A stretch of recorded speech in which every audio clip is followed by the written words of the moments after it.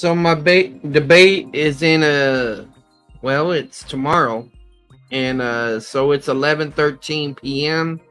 and I just woke up after getting some rest after prepping earlier, and so now we're gonna continue.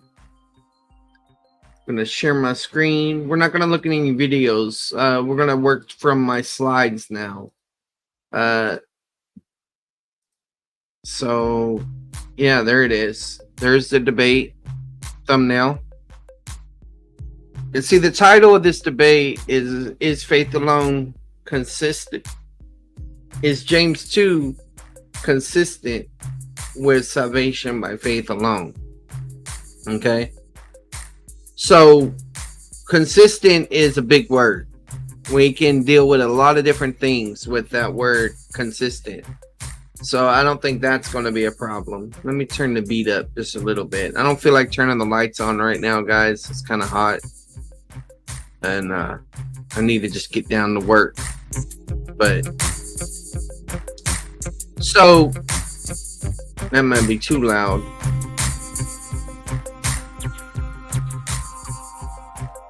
All right, we'll go with that.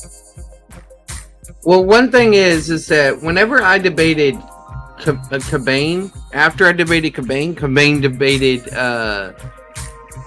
Turtafan on justification. And so I wrote this message to somebody. I said, if I were Cobain, I would have opened up in the following way. This is my second debate on this channel. Number 2, the last one, Charles rejected the traditional thesis that Turtafan now defends. You know, maybe if Sungenis could have prepared by watching that debate, might have come up with some kind of presentation like this. 1 second, guys. So you see here, it says Charles rejected debate based on how certain terms are used. Turtafan does not appear to have learned from that debate. For clarification, is Charles wrong or is he right? Charles failed to explain how glorification is not conditioned on suffering. He claimed that there's 2 types of inheritance. Does Turtafan agree with this? If he disagrees, then Charles is wrong. If he agrees, then he must prove what Charles failed to prove. All experiential sanctification concepts are either a process for salvation or sanctification. Eastern Orthodox argues that they had the right process of salvation. Okay. Now then, I imagined if I was Turtafan, how I would reply to such an approach. And I said, "You're debating me, Cobain. I am not debating Charles. Charles is wrong about free grace. Charles does not view the scripture like you or me. Here's what Charles should have said, and here's why the conservative thesis stands." Okay. Then Cobain would counter in the following way. I brought up Charles because we both studied the debate and have debated him before. 2, this debate builds on your debate with Tregelia and my debate with Slick and Rogers and Charles. 3, you should do better than them. 4, otherwise Eastern Orthodox wins and Protestants are divided and defeated. Okay. Then Turtafan could reply, "You're trying to divide and conquer, but Eastern Orthodox has its own differences. Cobain is pulling from his seminary experience. Reformed seminaries teach the same hermeneutic and Bible." 5, however, these do not make Cobain correct. Cobain must demonstrate why my articulation is wrong. He must also demonstrate greater explanatory power. Slick tried theology and philosophy. Rogers tried church history. Charles tried charts. What will Turtafan try? What does he bring to the table? And then I wrote, and then so these are my actual thoughts in Turtafan's debate with him on justification. Cobain is setting up the inheritance issue for Romans 8. Cobain is going to try to trap him because he thinks he got me. And like last time, if he can argue that continual faith is expressed on suffering, which is the condition for glorification, then he will argue only Eastern Orthodox provides this. If he's smart, he will shift to Romans 8. Church of fan loves to talk about adoption, but I fear that it'll more look like an abortion if he goes there. All right, so the reason I shared that is because there's been other debates besides when Wilkin debated justification, and so there's even been one with Jimmy Aiken I still haven't seen. There's things like that. There's always more that I could do, and I got some notes. Okay, I don't even think I would include these notes in my debate, but they're in my mind. So let me just look at these notes and we'll go forward. Notes for debate prep observations. Adam is the son of God. In what sense? Because that's something that Sungenis had mentioned. Adoption and creation or new creation. Is there more than one type of inheritance? Disinheritance, not my people language. Children, fatherhood idea, heirs, Christians, joint heirs, overcomers, imputed, infused, influencing righteousness. We agree to not work for salvation. God gives enable and blessings beyond us. Different systems of grace. My goal is to do better than Kelly Powers. All right, so there's a couple things I could use in that, but I'm confident that it'll come up, so I can erase that one. Let's look at this one. So here's some passages that were brought up in the Wilkin debate. So what I'll probably do is just I'll keep that slide. I don't know when I'll use it or integrate it.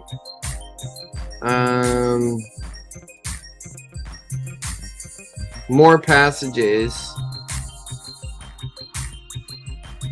Okay, so let's just do this. Let's just put all the passages on one thing. All right.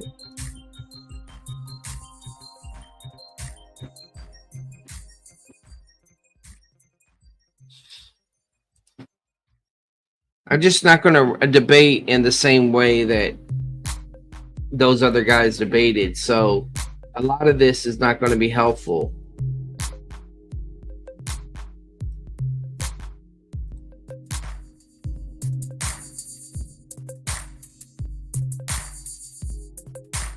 All right.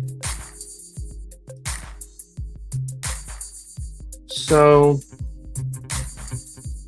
that kind of gets me. Live one moment and never die. Yeah, I already can deal with those. All right. So now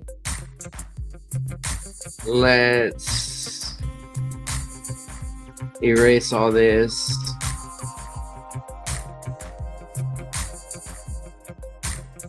I'll bring up this Corinthians passage if need be.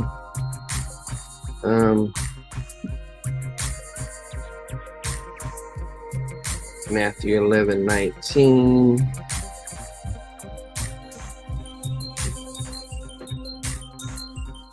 All right.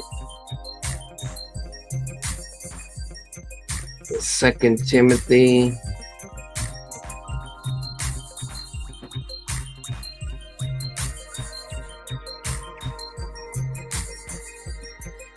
Let's see here. Can delete that one. Trent, he can still be a heretic. All right. So this was more similar to, I think, my Cobain opening. I have to look and see my notes on this one. Hey, rebuke and reprove.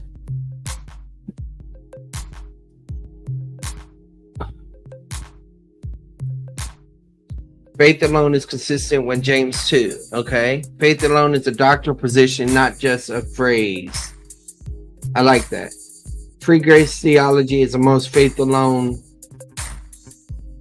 Free grace theology is the most faith alone position. Okay. I don't need that. Pros TH is that all passages are about experiential sanctification and experiential sanctification.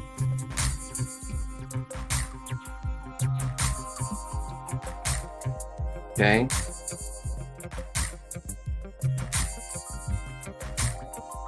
Free grace has the greatest explanatory power. I don't need to say things like that.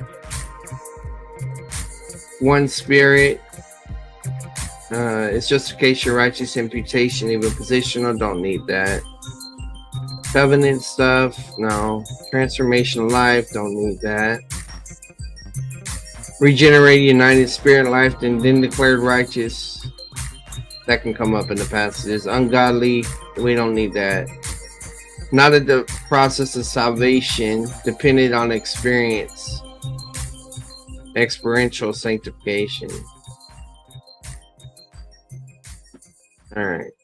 Maybe I might save that one.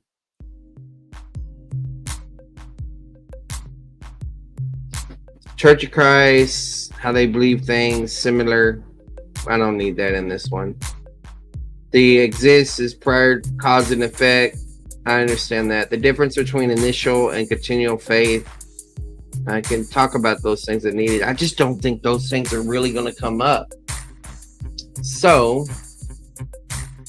let's do this. So we got the Sungenis debate. It's most similar to number 17, Sarah from Hamilton debate. And so yeah, debate number 27. Okay.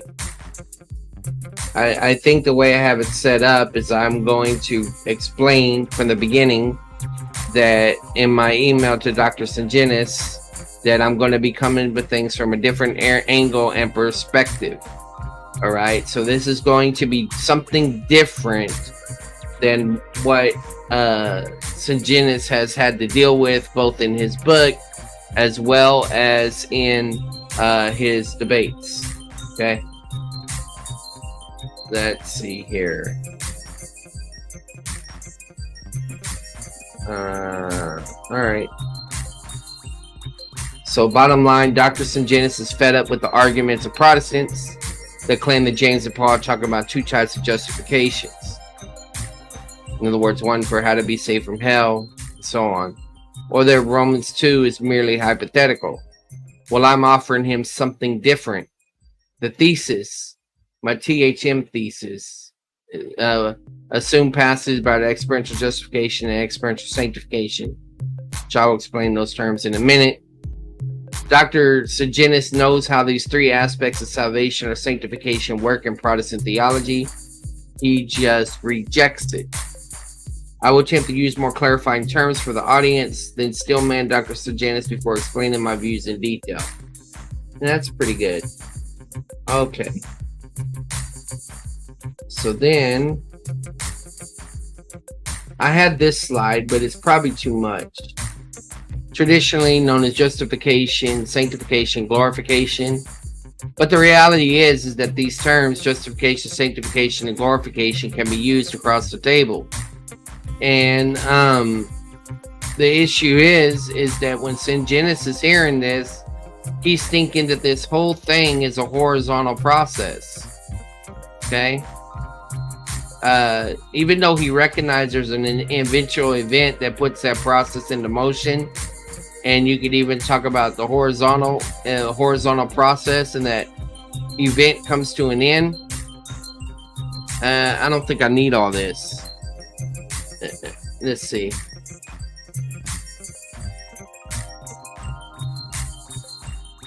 Yeah, I don't need it.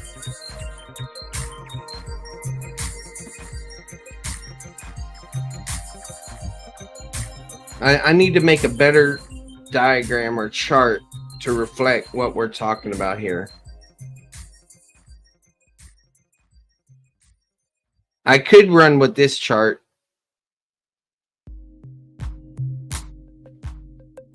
Make a modified version of it. Let's try that.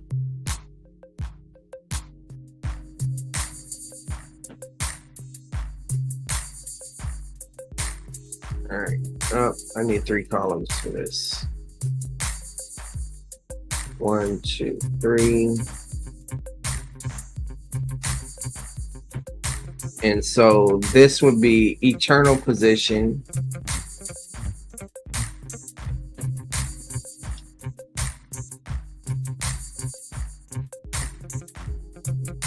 This would be temporal experience.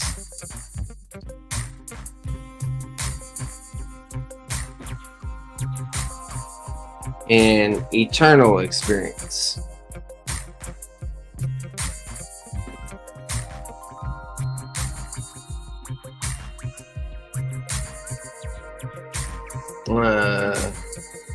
Eternal position, temporal experience, eternal. Let's do this. Eternal ultimate experience. Hey, Christ is the truth. All right. So eternal position is based on initial belief. Okay.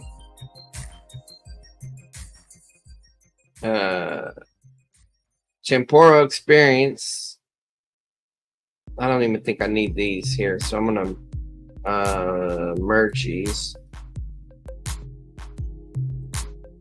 Merge cells based on initial belief. Let's do the same thing here.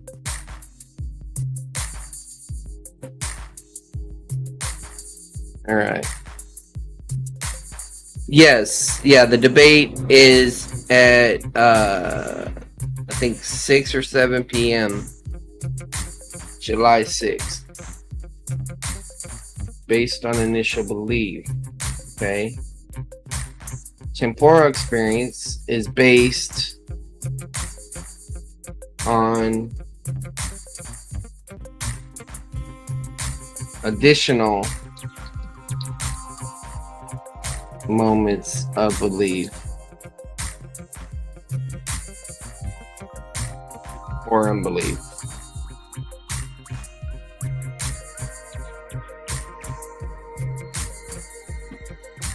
Okay.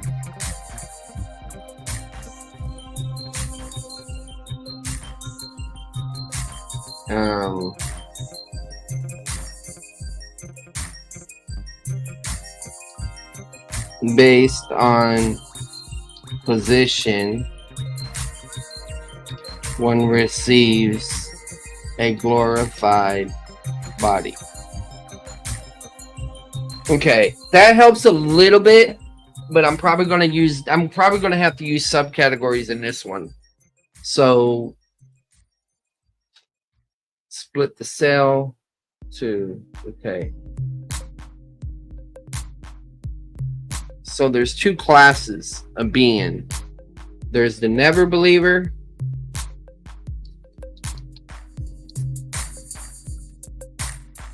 and the believe once.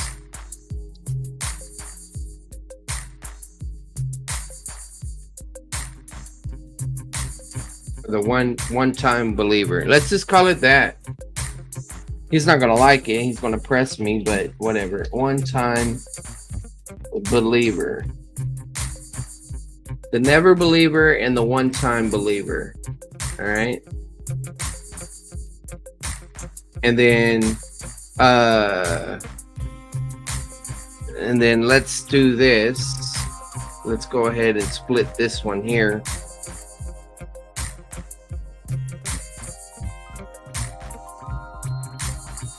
Sees a glorified body.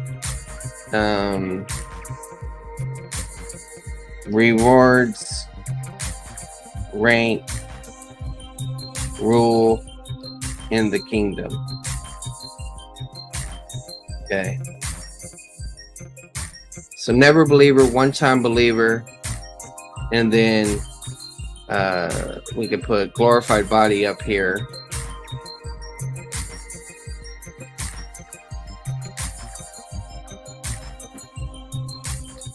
Glorified body. And then rewards. We can do that right there. Hey, raising the dead. Well, if I ever sleep, he'll be in my dreams. All right. So, based on additional moments of belief, rewards based on being in fellowship.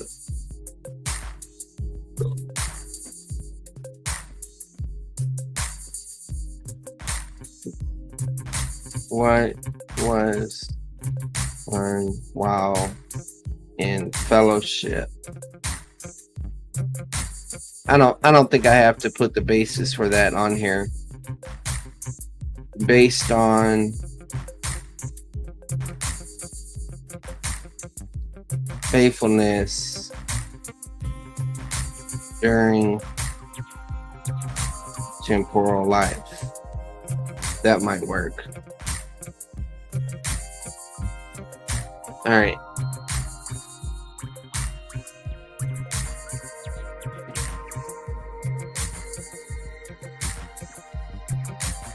I'll go ahead and delete this.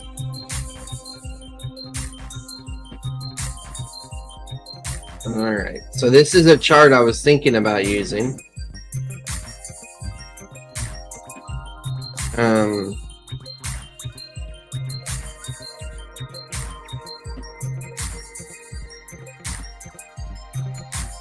Yeah, I'm still going to do this.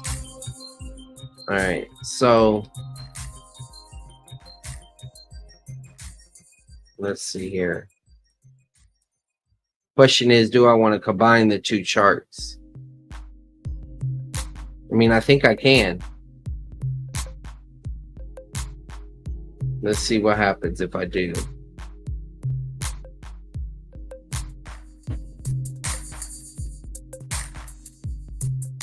All right. So we could call this fused. But I got to put it on the right side. Fused. Infused.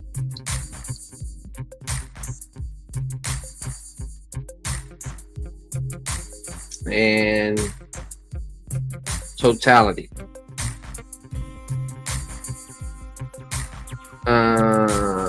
So let's go ahead and combine these two. So eternal position, we could talk about fused.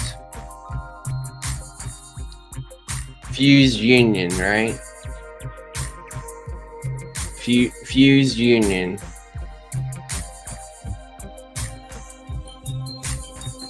When we could talk about infused.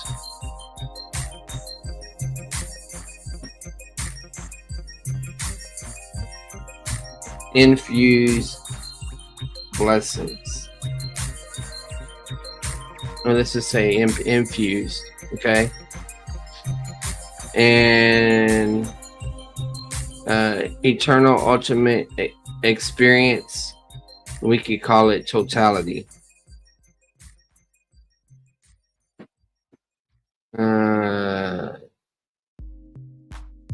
Hopefully I'm not making this more complicated. All right. So,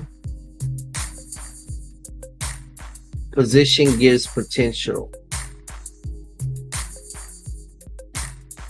So let's put this. Position gives potential.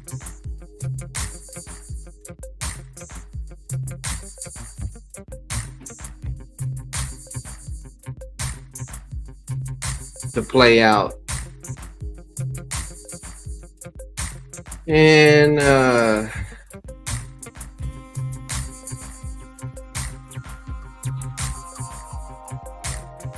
there's an Abrahamic covenant.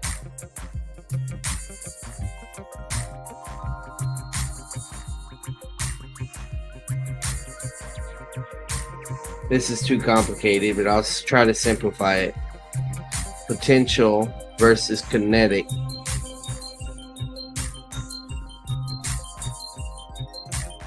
Inheritance.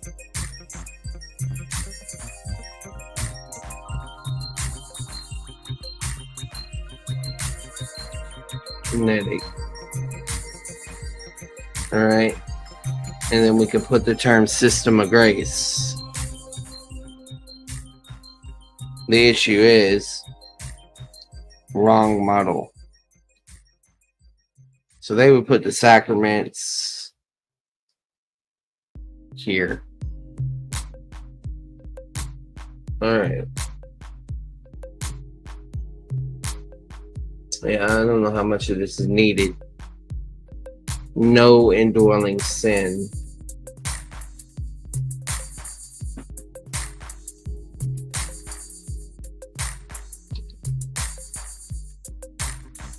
So I don't need this here.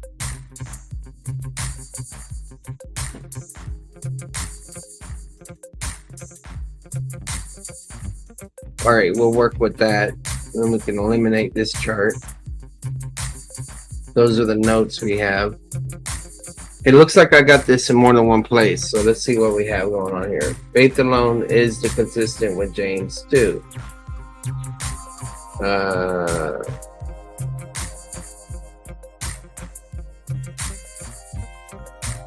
Let's see.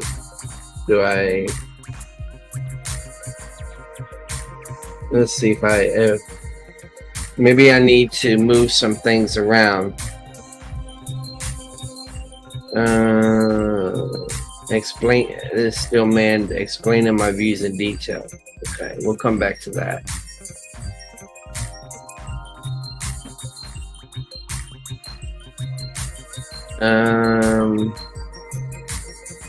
Okay, this is another chart that I attempted to make to bring clarification. Question is, do I need it now? All right. Illustration, a dot, a broken line, clarification for responsibility, walking with God moments, God takes you home. Eternal results, temporal. That, I kind of like that one better than what I just had.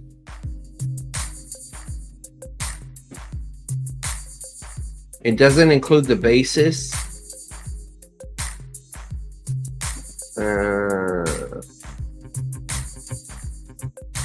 But it makes a claim that it has eternal results.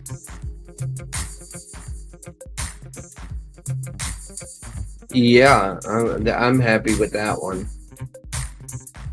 So we don't need this chart.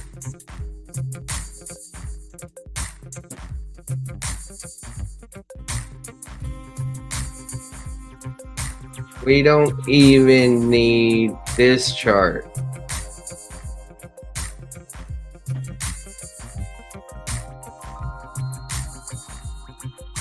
Maybe I can draw a line above it so that people understand what I'm representing it as. So let's say you have a dot going right here. Let's color in the dot. And you got a broken line. And then you got another dot.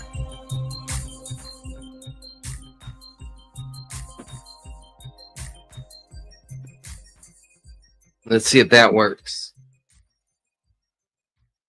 All right, so offer some different. I think I can just include this. So Dr. Sungenis is fed up. So let me go ahead and put some keywords. Trigger fed up with the claims. With the claim. What it Romans 2 is merely hypothetical. Well, I'm offering something different. For my thesis, I'm going to assume passages are about experiential justification, experiential sanctification. Dr. Sungenis knows these three aspects of sanctification, work, and partisan. He knows about, let's just say, about the three aspects in salvation or sanctification. about how the 3S, he just rejects it. Okay, I'll just keep that. I will attempt to use more clarifying terms for the audience, and then I want to steel man Dr. Sungenis before explaining my view in detail. Okay. So I like that. So essentially what I'm doing right here is I'm saying, this is the email that I shared with Dr. Sungenis, so he knew that I would be coming from a different angle and perspective that I believe he would appreciate. Hopefully y'all will appreciate that as well. All right. So let me just start with basics. You can't start there. You're gonna have to go over this. I still haven't defined faith alone, so we're gonna have to put faith alone up forward. So we're gonna have to look at some things here. This is Sungenis's books. All right. Okay. I got some previous slides somewhere that I made early on in my prep. I think these are these down here. Yeah. So let me try to build these.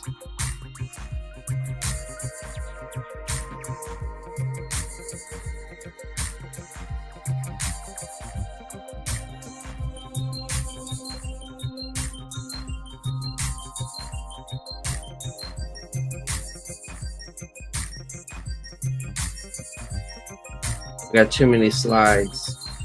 That's the challenge, is to condense everything. Okay. So Sungenis, the source explaining my view in detail. The topic is faith alone.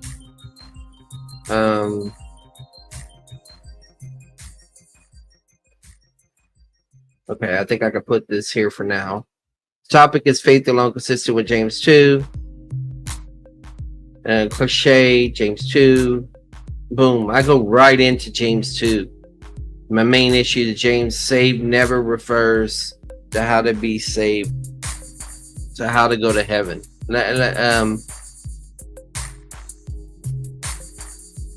How to be saved from hell, or how to be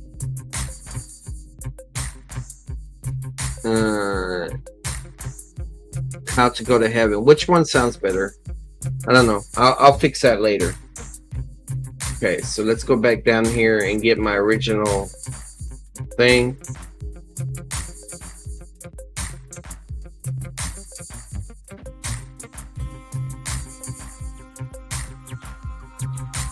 Okay.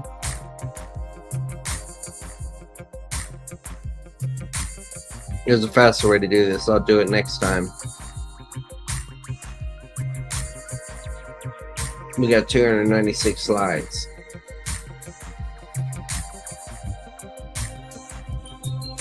All right. Oh, you jerk. Fine, I'll do it this way.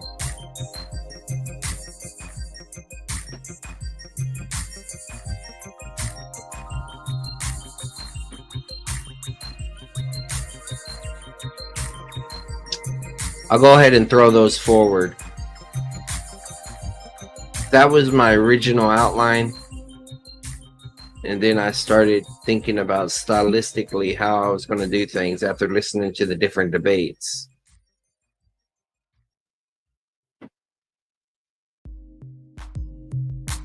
The big challenge is getting this opening down to 15 minutes. Right.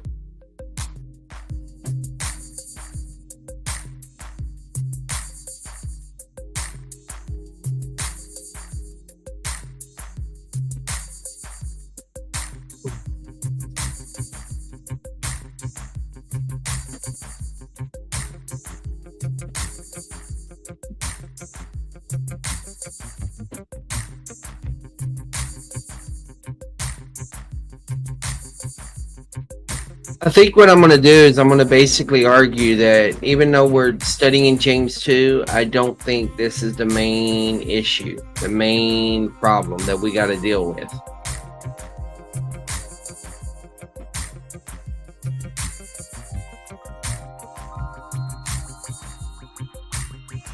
I don't want to rip this guy, but I mean, I could. I'm not sure I want to start out with that type of energy. All right, so let's see here. The topic is faith alone consistent with James 2. My position is free grace theology is the most faith alone position in existence. Okay. The term is a cliche or a slogan from a particular rendering of James 2. James 2 is probably mentioned in every one of my debates. Let's just say this, every one of my debates. The main issue is that in James, saved never refers how to be saved from hell. Also, the phrase in James, save one's soul, never refers how to be saved from hell. The Septuagint first uses it for escaping temporal judgment to save one's temporal life. Those who physically died in the judgment may have gone to hell. I don't have to say that. The context is not about how one is saved from hell. That's what I would go with that. Old Testament theology informs the meaning of the book of James. Okay. Progressive revelation includes Jesus' teachings under the Mosaic Law and the apostles and prophets teaching up into the writing of the book of James. James is written to Israelite Christians.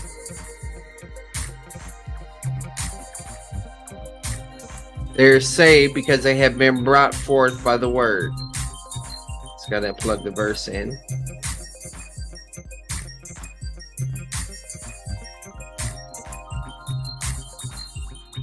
The same word can save their soul.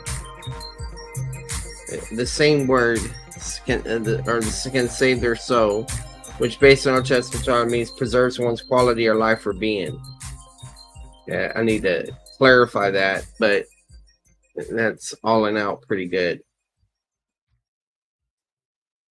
James 2 is consistent with my okay. All right, let's see here. James is with my faith alone position. So this is my thesis up front. I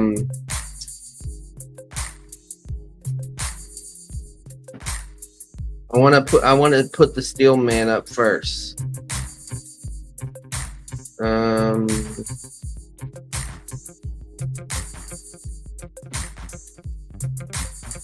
All right, let's see here.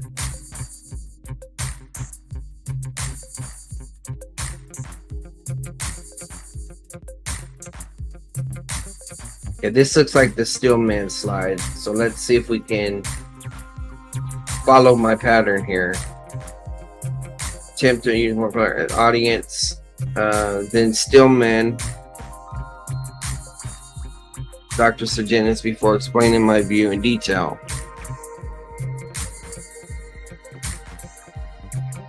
All right, so let's Stillman him.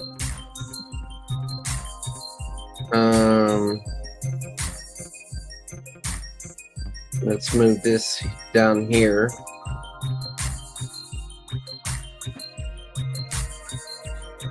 And let's just call this Steel Man.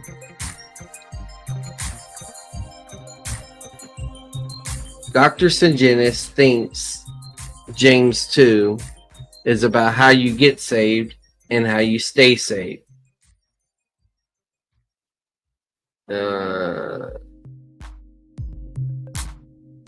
You get saved and how you stay saved. I don't know if I want to say James is how you get saved and how you stay saved. I think I'll narrow it down to the James Dr. Sungenis thinks the book of James is about how you get saved and stay saved. And the way you do this is by staying in a state of grace, which is by staying in the good graces of the Roman Catholic Church, that he believes is the system of God-given grace. Okay? He believes that one can become justified and lose that justification and get it back. Justification. In other words, he believes that one can lose salvation. Okay? So, what else do I need to say about this? He believes that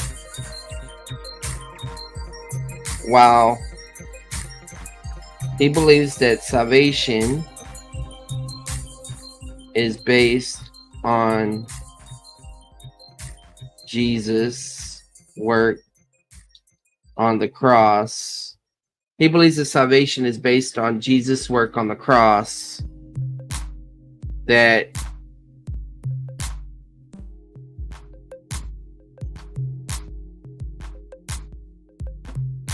is administered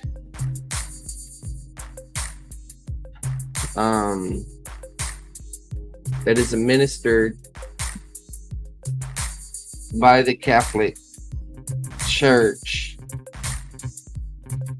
to people through the sacraments. Okay?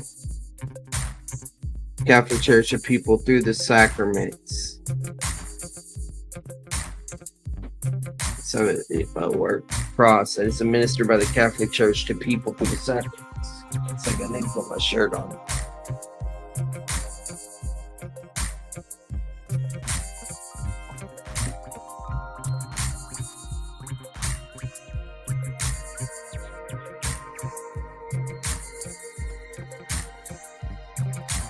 My wife is preparing for teaching the kids. You bring your popcorn. Leads the salvation based on Jesus' work on the cross that is administered by the Catholic Church to people through the sacraments. As long as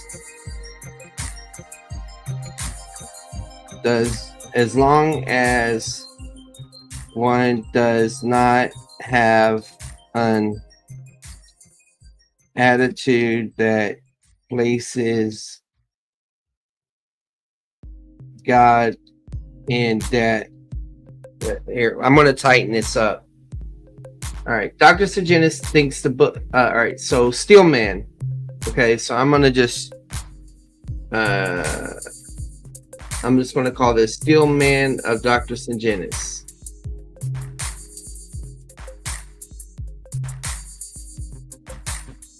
Okay. So essentially what he's saying is the book of James is about how you get saved and stay saved. Okay. By staying in a state of grace. Staying in a state of grace. By staying in a state of grace, let's just do it this way. By staying in a state of grace with the good graces of the Roman Catholic Church.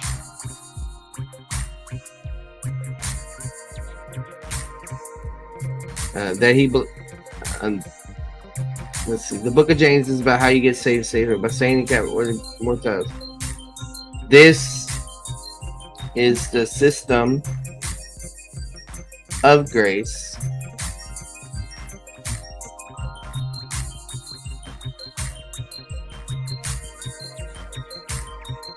All right. This is the system of grace.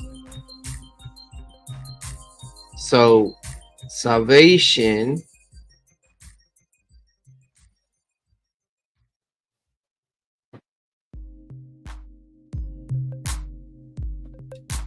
I'm gonna go get a glass of water. I'll be right back.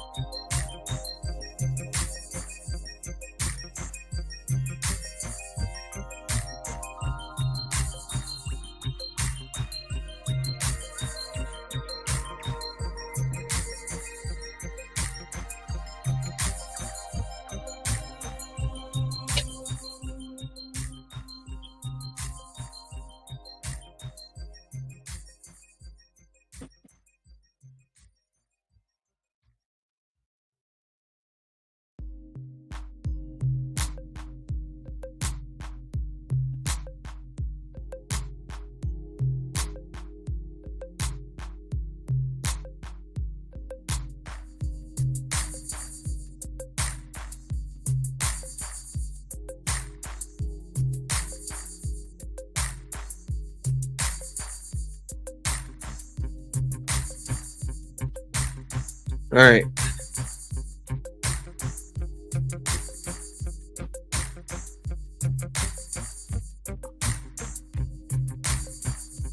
The book of James is about how you get saved and stay saved by staying in a state of grace with the good graces of the Roman Catholic Church.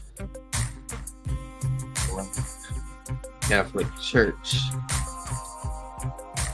This is the system of grace. Salvation is based on Jesus' works at the cross. I gotta move this down here.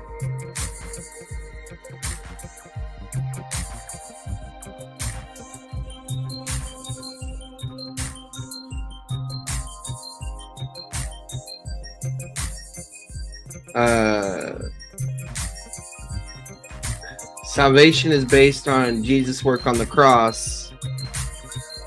That's benefits, I guess you could say.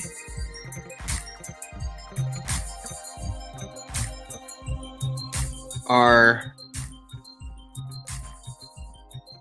administered by the Catholic Church to people through the sacraments, through the 7 sacraments.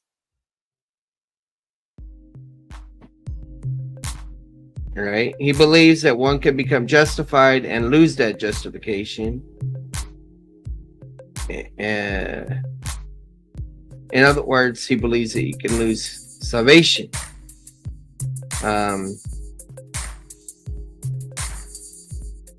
He believes water baptism is the first step.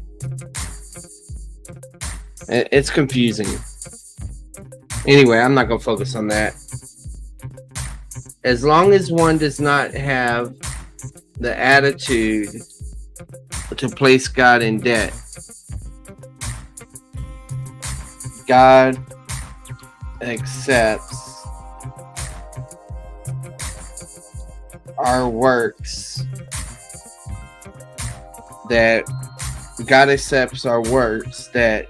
He enabled us to do.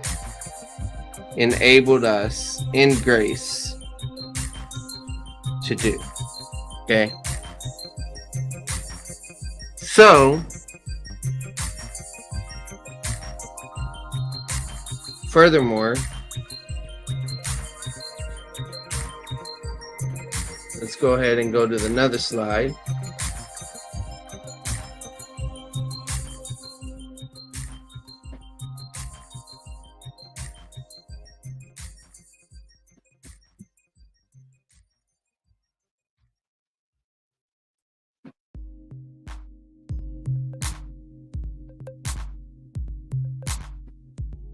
This steel man might be so good, he may not have nothing to say in his opening. All right.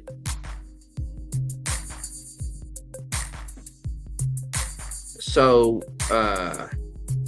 enable us grace to do.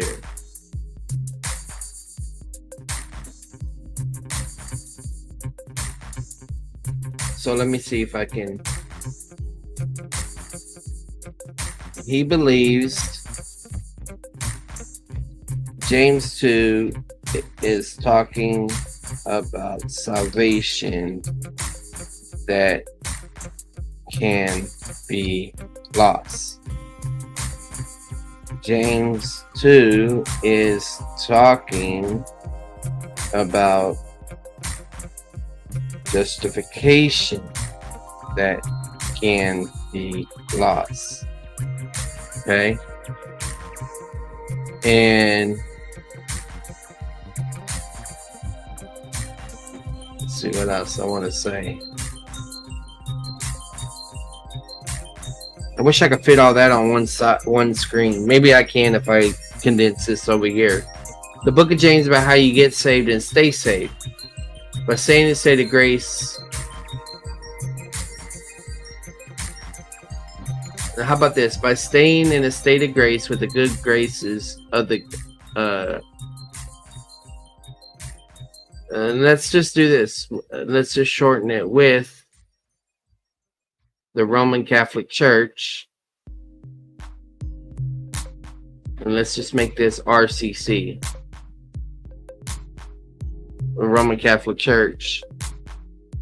And then this is a system of grace.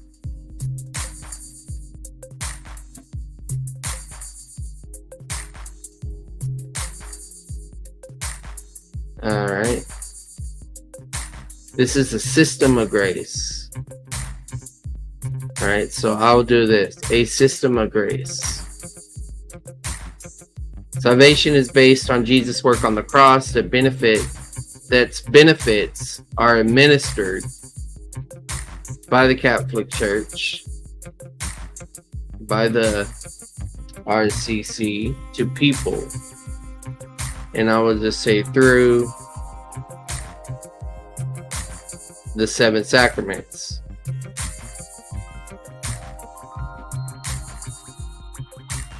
One can become justified and lose that justification. All right. So one can lose salvation. As long as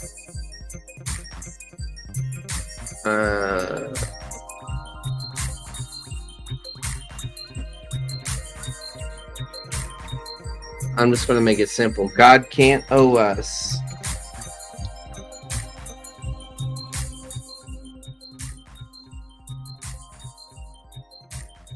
and we are not entitled to salvation. Okay? But God accepts our works that He graciously enabled us to do. All right.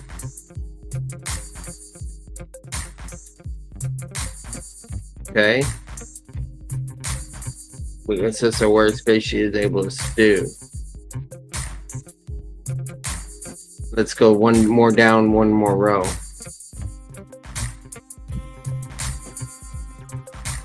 Protestants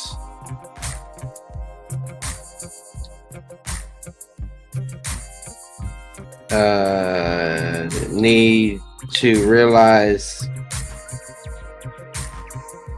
works of the law refer to the Mosaic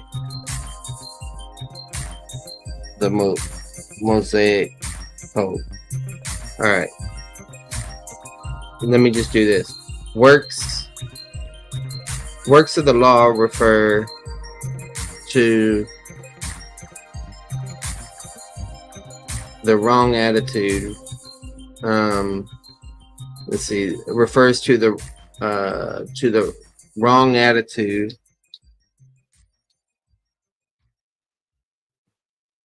toward God, toward the Mosaic law. And below, the RCC works system of gracious works. Let's do that. Gracious works is different. Okay, that is a pretty good straw man, I think, of his position. After listening to several of his debates. Okay. So now that he's still manned, let me see if I can give my position now.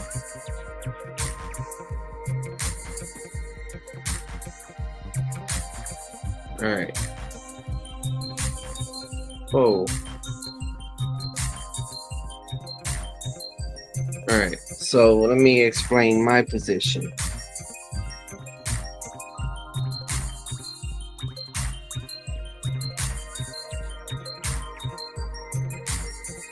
All right.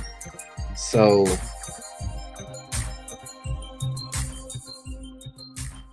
I want to put Man of Steel, but I've done that in a previous debate. Maybe that's too cocky, though. I'm trying to think. All right. So, yeah, we'll go with it. Man of Steel argument. My Man of Steel argument. All right. So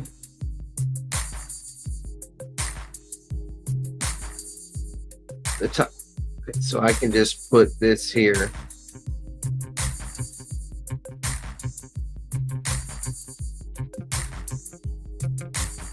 All right, so let's check it for flow. So we got the title.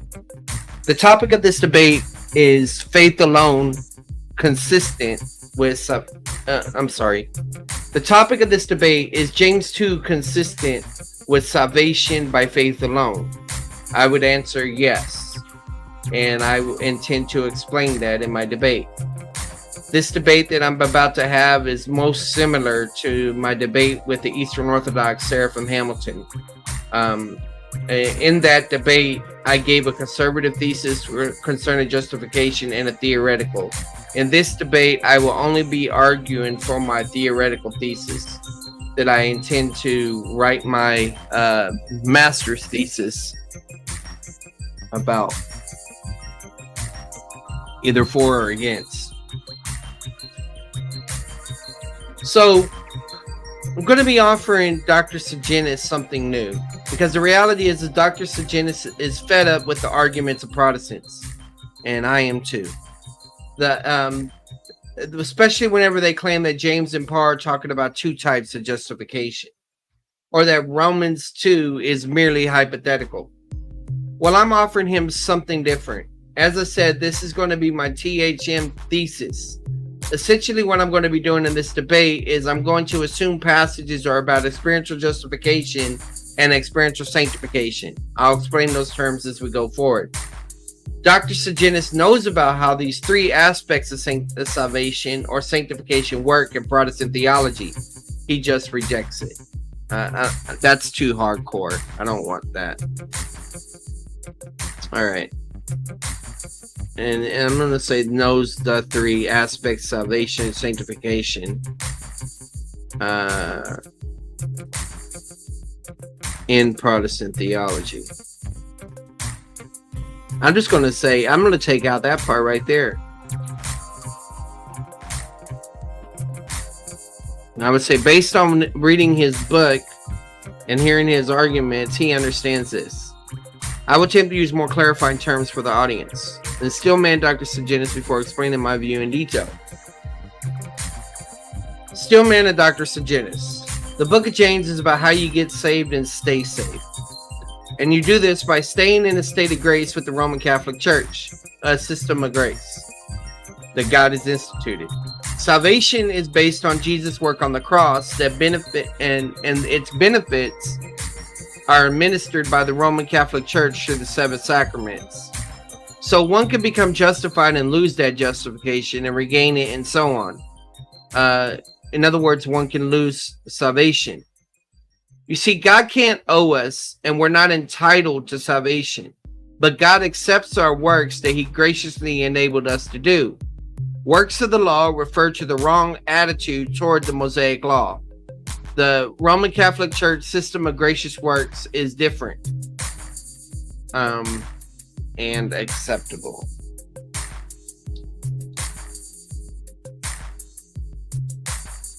In his view. So now that I've steelmanned him, I want to remind the audience that the topic of this debate is faith alone consistent with James 2. But I said it backwards.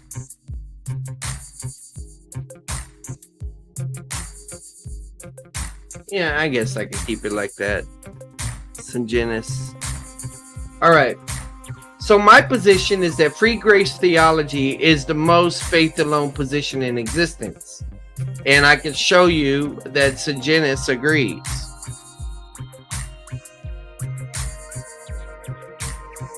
Okay.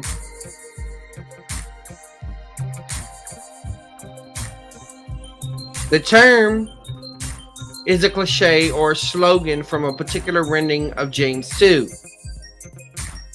Monon. Right. James 2 is probably meant, this term is a cliche. Let's just do slogan from a particular rendering of James 2. James 2 is probably mentioned in every one of my debates. I would say it is mentioned in every one of my debates. The main issue that I want to argue is James saved never refers how to be saved from hell. Also, the phrase in James, saved one's soul, never refers how to be saved from hell. The Septuagint first uses it for escaping temporal judgment to save one's temporal life. Okay.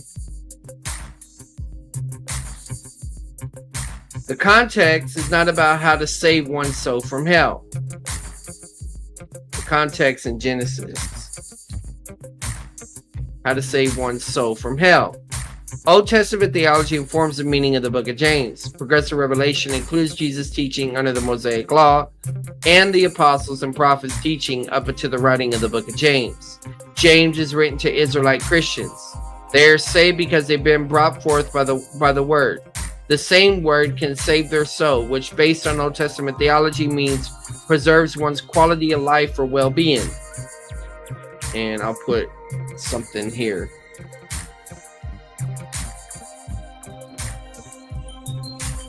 So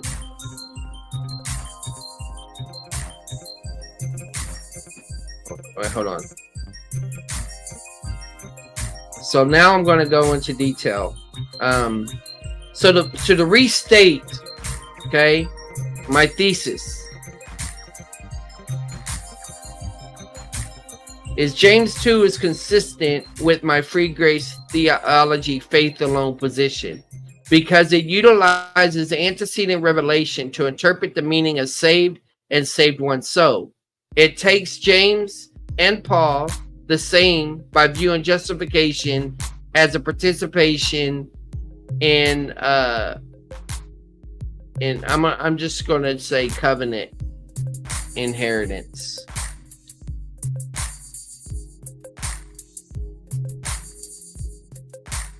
Participation in covenant inheritance that is not salvation, that is not soteriological. Oh, that is not soteriological. In other words, pertaining to salvation. I don't need this part. I don't need this about the new covenant.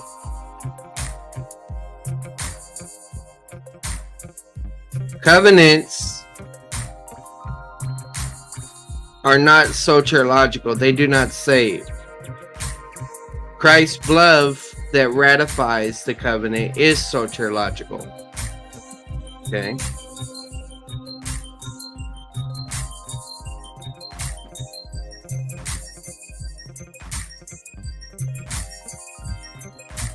All right.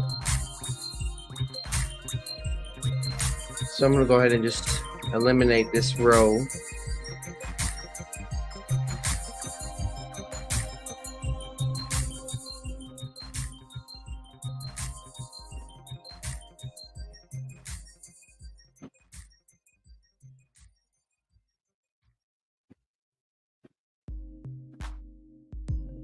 James' audience are in danger of divine discipline. Dr. Sungenis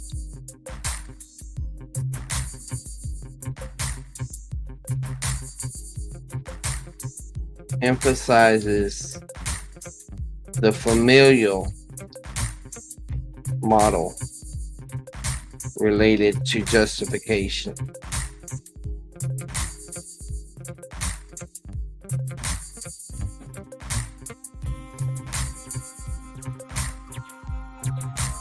I have similar thoughts, except justification is not salvation.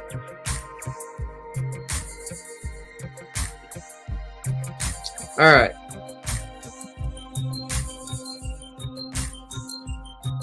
So they are in danger of experiencing certain forms of divine discipline that are mentioned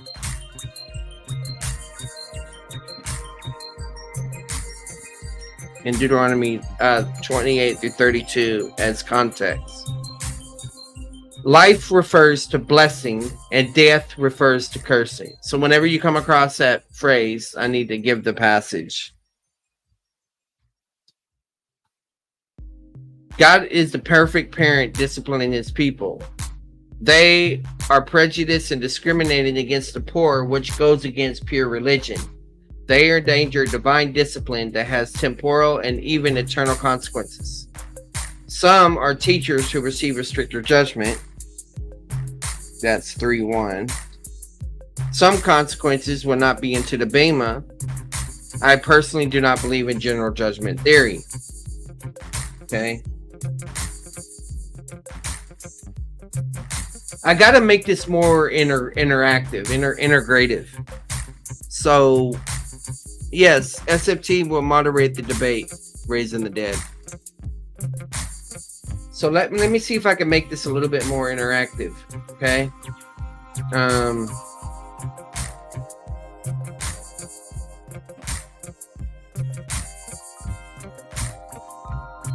So there's the still man.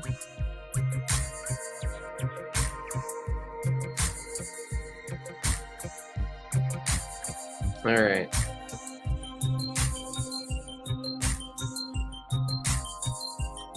I think I need to put the Genesis slide right here.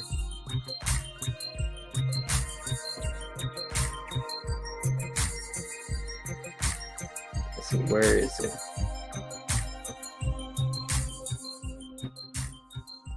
All right, let's see here.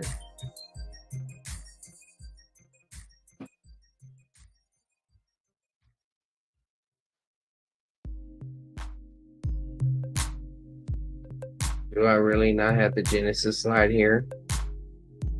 Surely I do. I recently brought it up in a recent debate. Okay, I think this is where we're close. Yeah. Alright, now we're getting somewhere. My goodness, I have all this mess.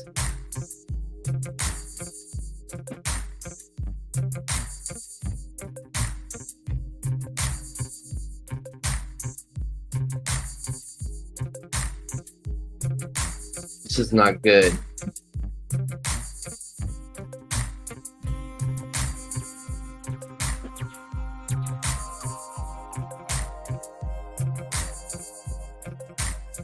All right, well, I'm going to open up another PowerPoint. John 15 was the most recent one. So let's start here. So that was Sam Shamoon. All right. Yeah. So yeah, escape, run for your life.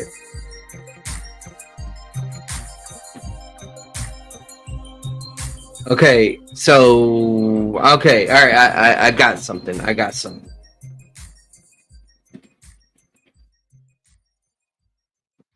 I think I'm gonna go with the comparison thing and just start refuting Sungenis at every point instead of doing the comparison up front. I'm just going to bounce back and forth. That way it feels like he's being rebutted from the very beginning. Because this is too messy. All right. So let's take this and let's move this to a 2-column chart. All right. So we'll put Dr. Sungenis on one side. And then Charles Jennings. Okay. So the reality is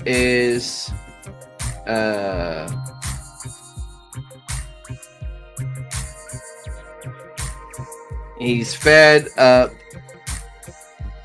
with Protestant. He's fed up with Protestant arguments. All right, he's fed up with Protestant arguments. Well, I am too. I'm offering free grace isn't Protestant. Yeah, that's going to really tick him off from the very beginning. He's fed up with Protestant arguments. Free grace isn't Protestant. They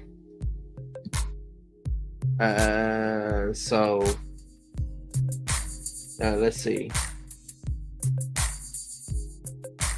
Fed up with Protestant arguments.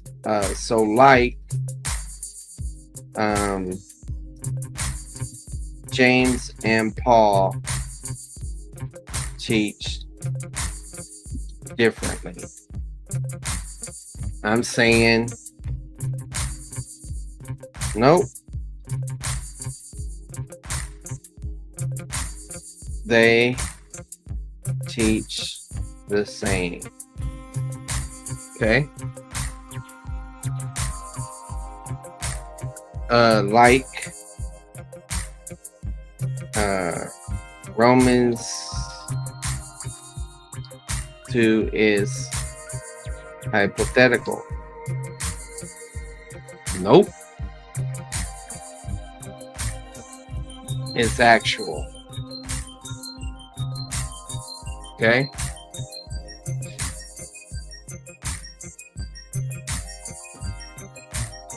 He wrote, not by bread alone, One day I'll write my thesis. THM. Thesis. Okay. Yeah, hey Simon. Yeah, I gotta get the structure right.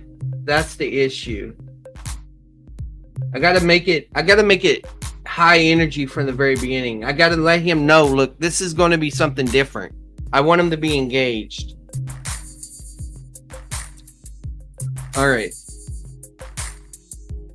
So where he's going to focus on a process of salvation, I'm going to focus on a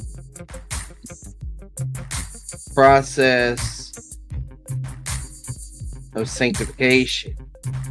But see, that's not good enough, right? So I don't like that. I gotta say it differently. How would I do this?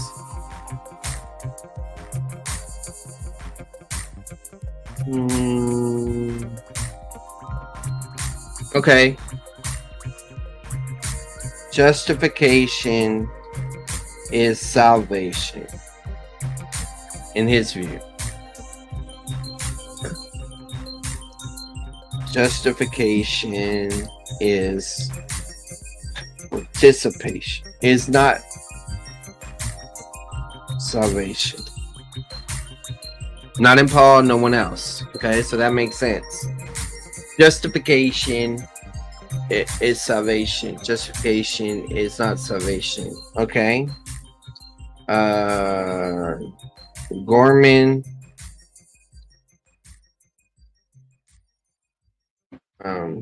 Justification is salvation.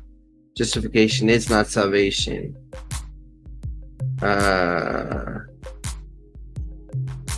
Still gotta explain that. That's gonna be the hard part.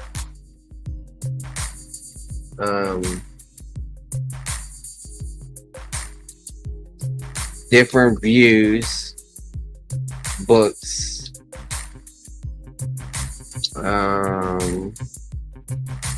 So this means that you are aware of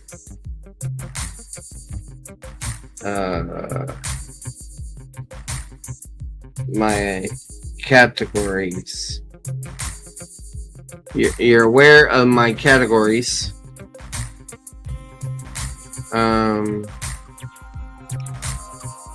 He would just think justification. So he conflates categories. Let's just put that. He conflates categories. And let's see, how would I he conflates categories.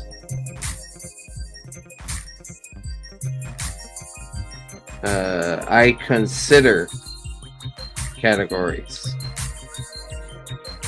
All right.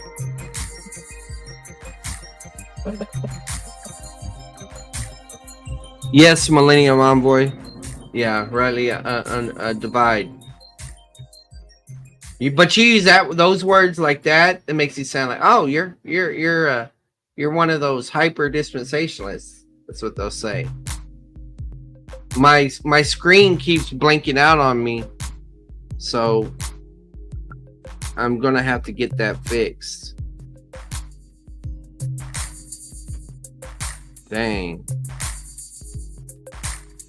So what I'll probably have to do is I'll probably have to make two forms of this. One wherever I'm writing on paper, and another that my screen is going back and forth, and it's really making me mad. I may have to come back. I'm not even going to kill the stream. Y'all just wait, okay? I got to get to the bottom of this.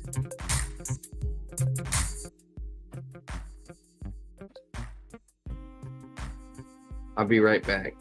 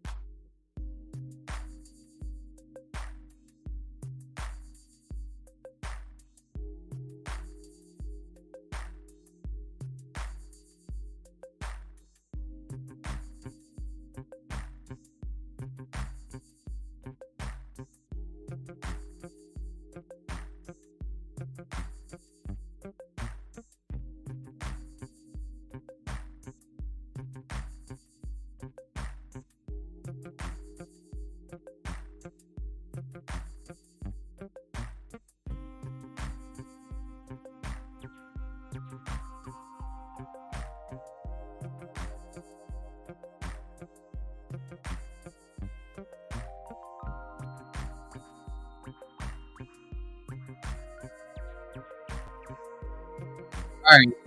Now,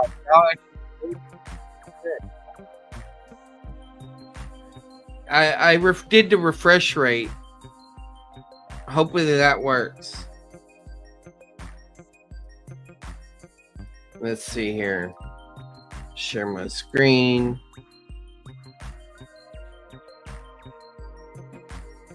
All right, conflate categories, consider categories. That's where we were last at.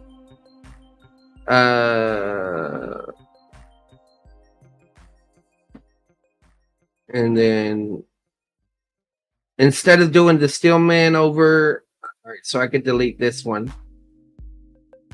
So let me go ahead and make this. Usually I use about 45 font, but sometimes that's too much. Like this time it looks like it's going to be too much. Why did it make the name not big though?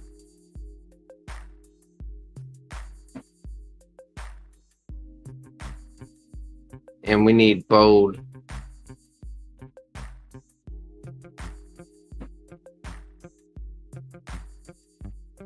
Come on.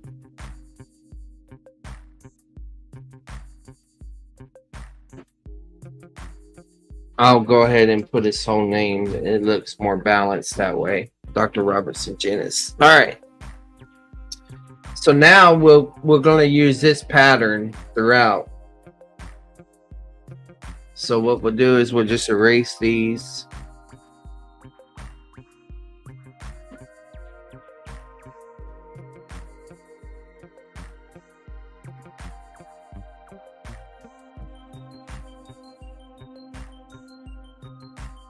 What this does is this shows you point by point how I'm countering the system, how it's different. That's essentially what we're doing here. Okay. So if we look here,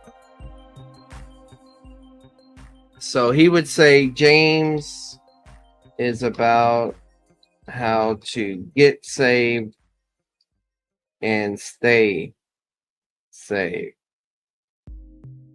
Okay. I would say that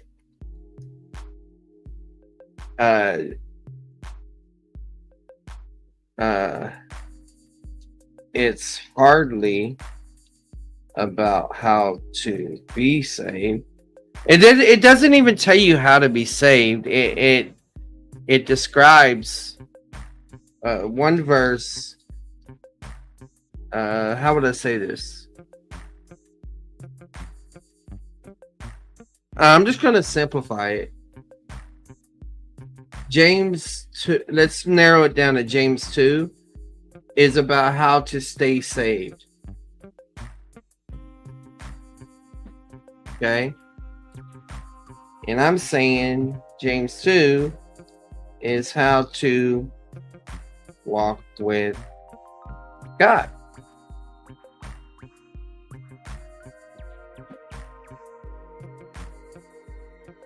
How you get saved to stay saved.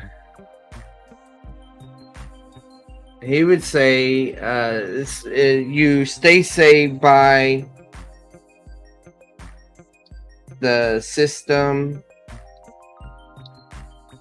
of grace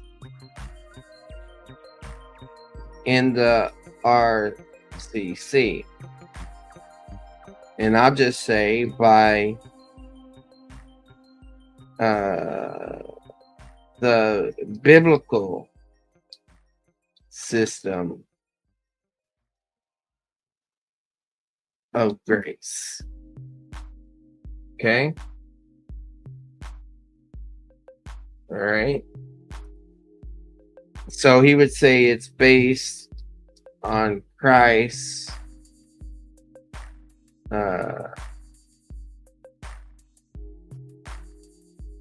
Based on the cross. We'll just say the cross. But benefits come from RCC. I would say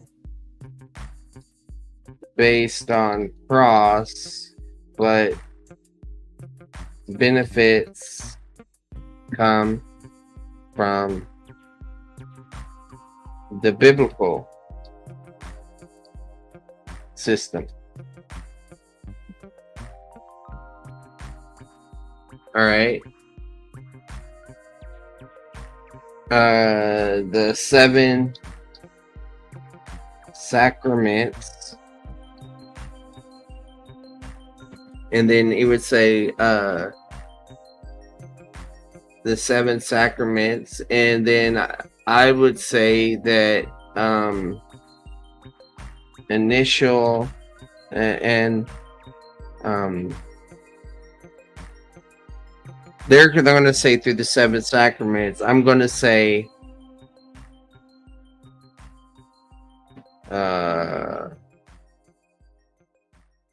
each are taken out of context. That will really frustrate them.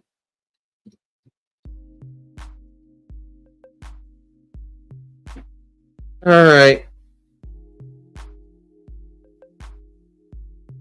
Let's see. He thinks justification can be lost, or he thinks justification is salvation. I think it's participation. Or let me just make it simple. It's not salvation.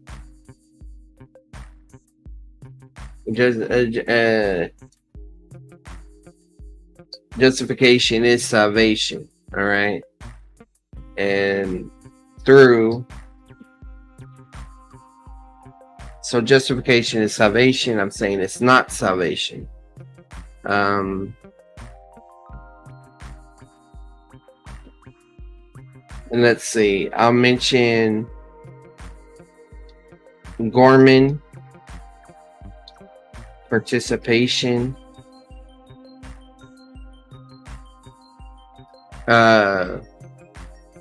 It's not salvation. Gorman's participation. It's participation.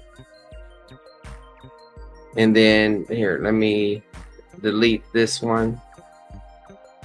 It's participation for receiving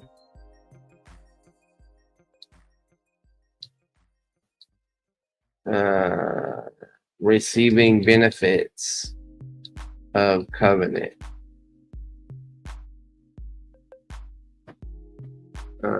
Participation in let's take this out, in benefits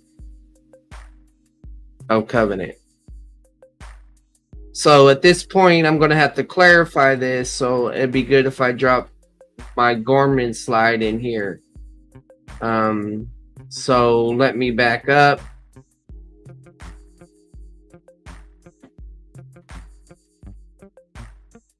And because I don't want to lose people here.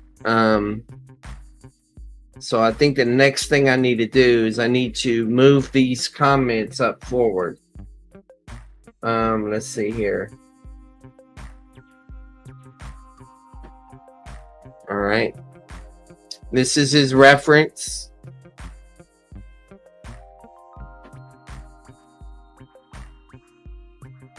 All right. So all right.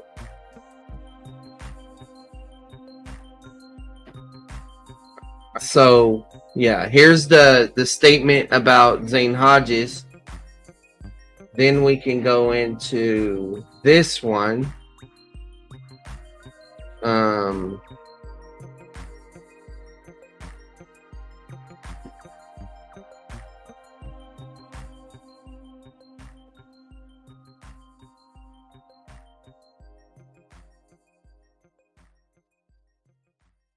All right. Then the 5 views of sanctification.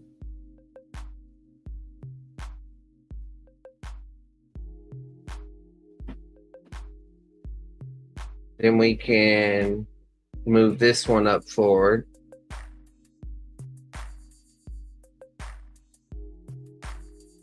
The Augustinian dispensational perspective.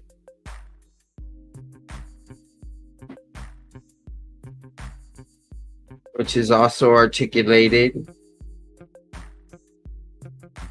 in major Bible themes on the three major aspects of sanctification.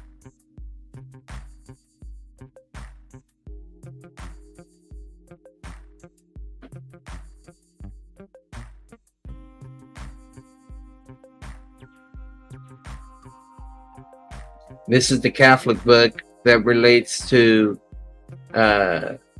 a book on justification that I've also read. And let's see here. And then going full circle, you got the book on participation mentioned there. All right, so I can mention how I talked about this participation with God. I can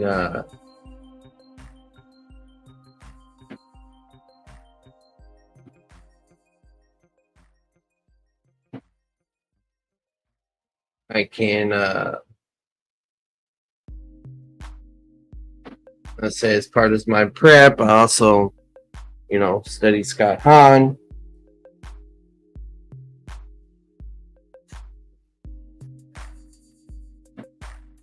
Then, of course, your book.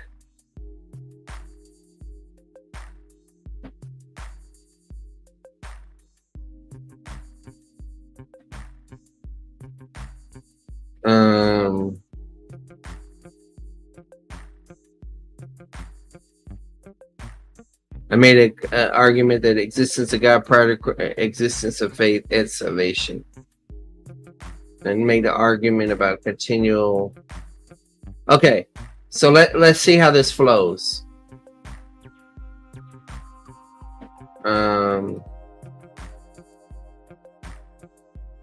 I think what I'll do is these will be receipts that I don't have to display, that I can just assert, and then if he wants me to prove what I'm saying, I can pop them out.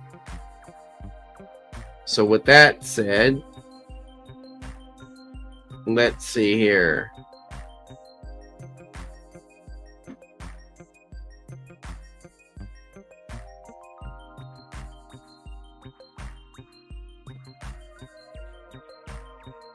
All right.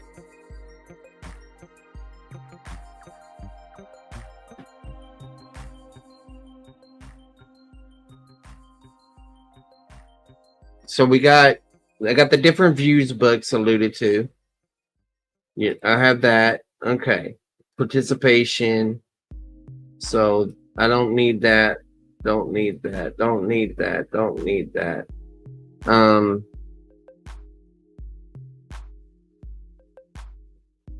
Let's bring this up here. Let's see if I've accounted for everything here.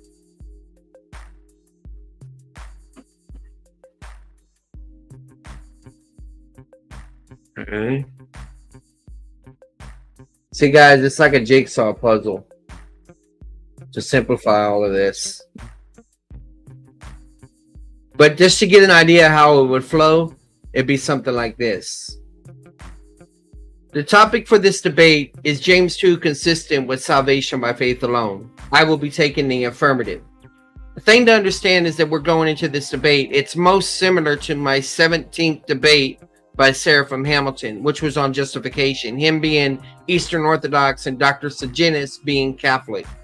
And I told Dr. Sungenis that I would be interested in debating him because he debated James White, he debated Dr. Wilkin, he debated Chris Morrison and Kelly Powers, but I'm almost ashamed to even mention that name.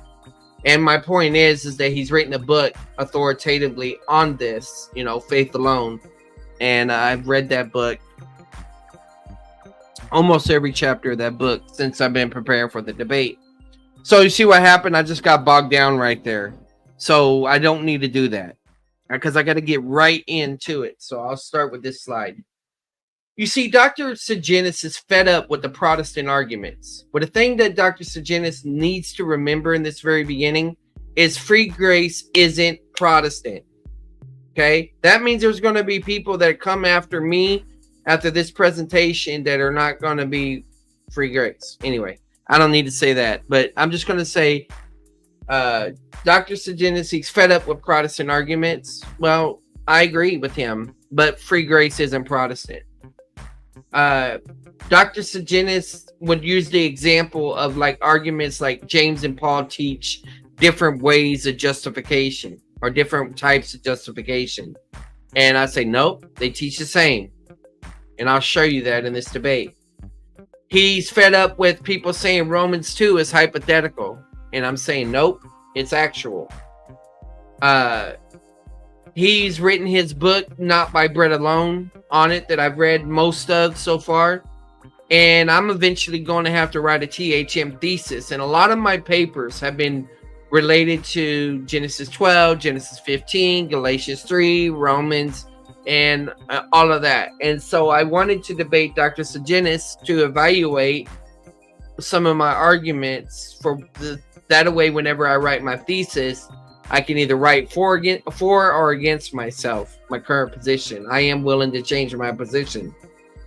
Dr. Sungenis believes that justification is salvation. Okay? I believe that justification is not salvation, to simplify things. See, there's different view books that Sungenis mentions in his book that he's aware of. And so what this means is that he's aware of my categories that I always use in my debate. From what I see in his writings, the tendency is among Eastern Orthodox and Catholics is for them to conflate all the categories. Okay? But what my approach is to consider the categories. Do they actually exist? Can the words being used differently in the different categories, such as justification, sanctification, and glorification? You see, Dr. Sungenis believes that James 2 is about how to stay saved because he thinks you can lose your salvation. I believe that James 2 is about how to walk with God, to simplify things. You see, Dr. Sungenis believes that the way that you stay saved is through the system of grace that is within the Roman Catholic Church. I would say that the way that you walk with God is through the biblical system of grace. He would say that his system is based on the cross and that the benefits come from the Roman Catholic Church. It might be easier for me to do it like this. It might be easier for me to go horizontal on this. Let me try that. Even though I got them laid out like this, maybe I'll just go down and try it that way. So Dr. Sungenis is fed up with the Protestant arguments like that whenever the Protestant says James and Paul teach different types of justification, or that Romans 2 is hypothetical. You know, he wrote his book, Not by Bread Alone. It ain't Not by Bread Alone. That's a different book. It's Not by Faith Alone. He wrote his book, Not by Faith Alone, to address this issue. And Dr. Sungenis believes that justification is salvation. And in his book, he mentions the different view books that are common in Protestants and seminaries where they talk about different views. And that will come up in this discussion. The point is that I've noticed that I feel like that Dr. Sungenis conflates categories. Instead of recognizing these categories actually exist, they try to say that there's no significant difference within these categories. Whereas the thing that I want Dr. Sungenis to understand is that free grace isn't Protestant. And guess what? I believe that James and Paul teach the same thing about justification. And I don't believe that Romans 2 is hypothetical. It's actual. I'm going to be working on my THM thesis. And so this is going to help me to know what to say about that. You see, I don't believe that justification is salvation. And the thing is that I know Dr. Sungenis is aware of my categories because he mentioned the books that they're included in his book. But the thing is that I try to focus on considering the categories where he considers on conflating them. Okay? See, Dr. Sungenis believes that James 2 is about how to stay saved. And this is through the system of grace that's in the Roman Catholic Church. It's based on the cross, and that the benefits come from the Roman Catholic Church through the seven sacraments. So justification, in his view, is salvation. But in one of the views books that you read Michael Gorman's book on participation. And Michael Gorman was the first book that I ever read on exegesis, probably around 2006 or 7. And so it's really interesting. He has that belief. I got bogged down there, so I probably won't say that. Gorman's view of participation.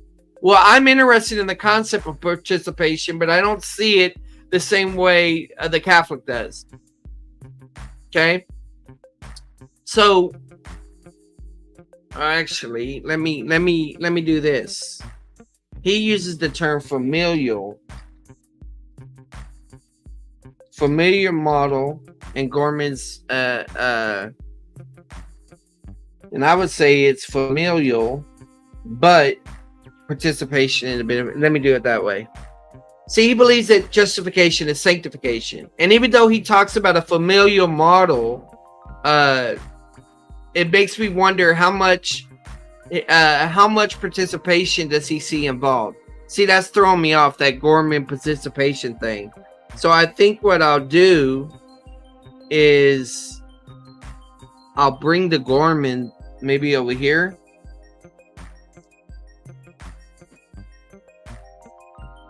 That won't work. Let me just do with that. So he thinks justification is more of a familiar model. I believe it's familial, but it's participation in the benefits of a covenant. Okay, but I gotta do it like this now. See, I believe that James 2 is talking about how to walk with God, and it's by the biblical system of grace. It's based on the cross, but it's the benefits that come from that biblical system. And I believe that any statements about the seven sacraments are taken out of context. You see, I don't believe that justification is about salvation. I believe it's familiar, but not participation, but rather it's participation in the benefits of the covenant. And the covenants are not about salvation. That's a little bit better. I can work with that. So we can erase this one. We can erase this one. All right. We can replace this one. Become justified, and one can lose salvation. All right. So he believes that God can't owe us, or God can't be in debt to us.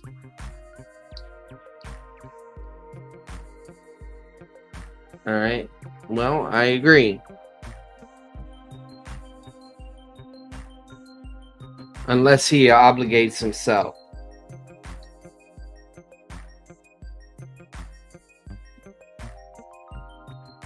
And he would say the same thing.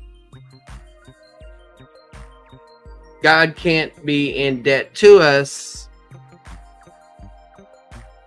unless he obligates himself. I agree. All right. So we can deal with that. So we are not entitled to salvation. We are not entitled to salvation. I agree.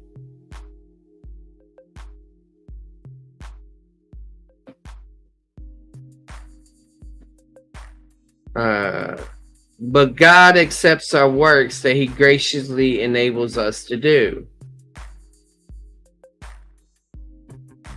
Well, guess what? I agree.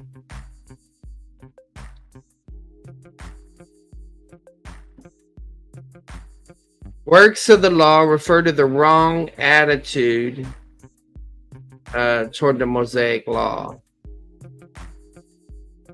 Let me see.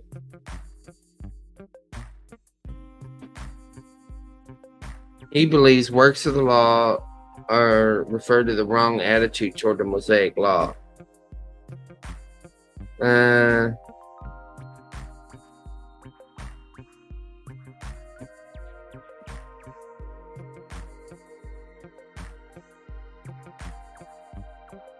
I agree in principle. I'll just put it that way.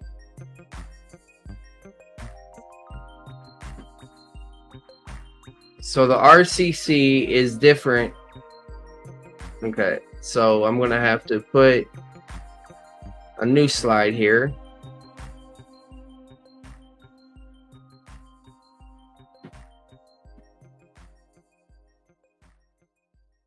The RCC system of gracious works is different and acceptable.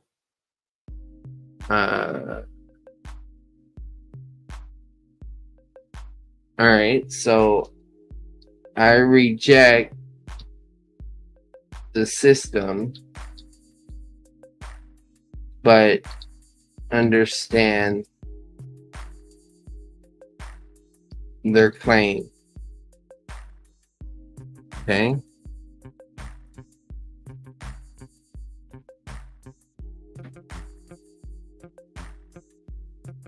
All right.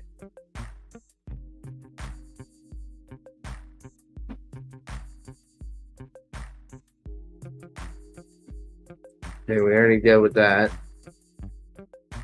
Like I said, this is more receipts idea, so I don't need to all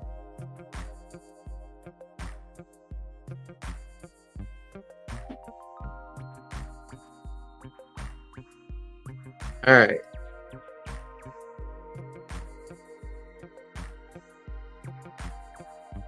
All right, so he would say not by faith alone, and I'm saying I'm gonna have to put this up at the beginning. I'm really struggling here, guys.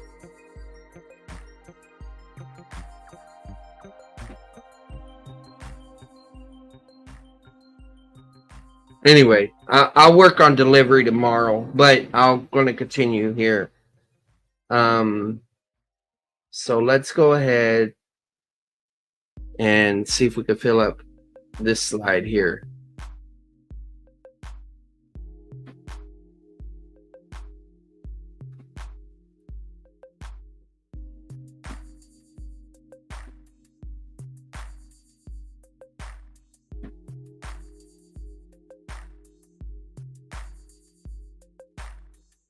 If I could get all my slides reduced down and then sleep a few hours and wake up and just, man, it's hot.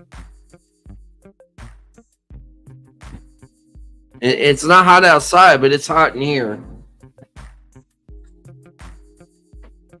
All right.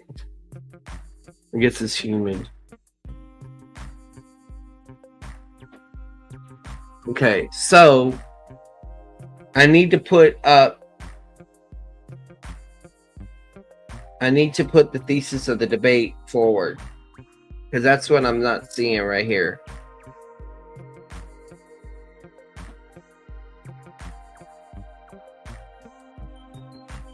I don't know. I kind of like going across. I like the going across idea. Let me try it real quick. Dr. Sungenis is fed up with Protestant arguments, like saying that James and Paul teach different types of justification. He's fed up with Romans 2 as being hypothetical. You know, whenever he wrote his book, Not by Faith Alone, he was addressing these types of issues. He believes that justification is salvation. And in his book, he's talked about the 5 views books that are out there on 5 views on sanctification, 5 views on justification. So I know that he's aware of these categories. I just believe that the Catholic Church conflates these categories. The thing to understand is that free grace isn't Protestant. And guess what? Now this does not flow.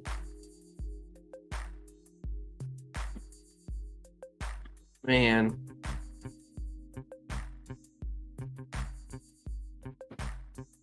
Yeah, I'll just do it. I'll just do it this way.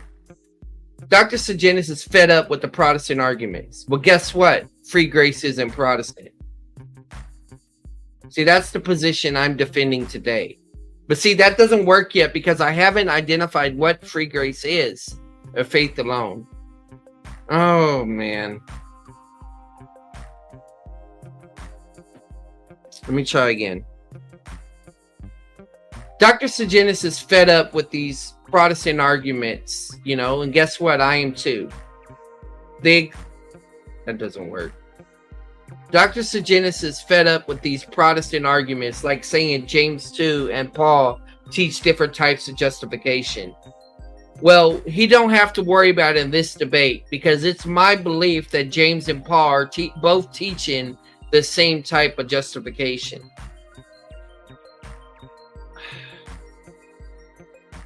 Maybe I just need to get in there and say what I need to say.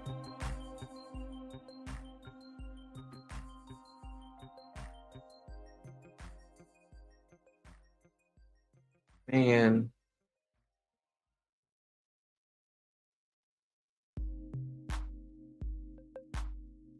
No, I'm just going to do this. I'm going to make the steel man up front. Golly. Now y'all see how much I struggle.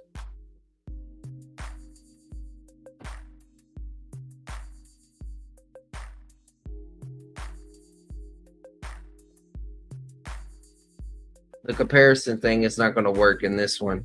It just seems too aggressive that way.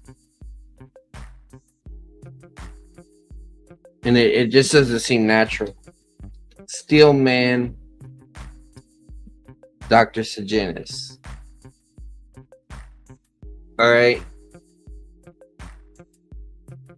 He's fed up with Protestants.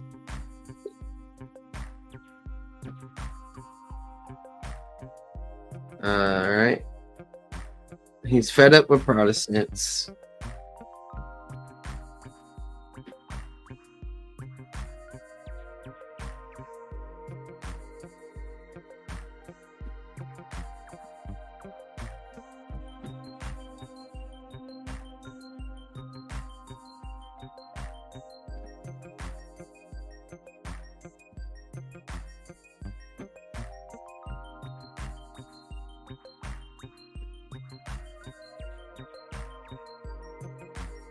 Yeah, this is gonna flow.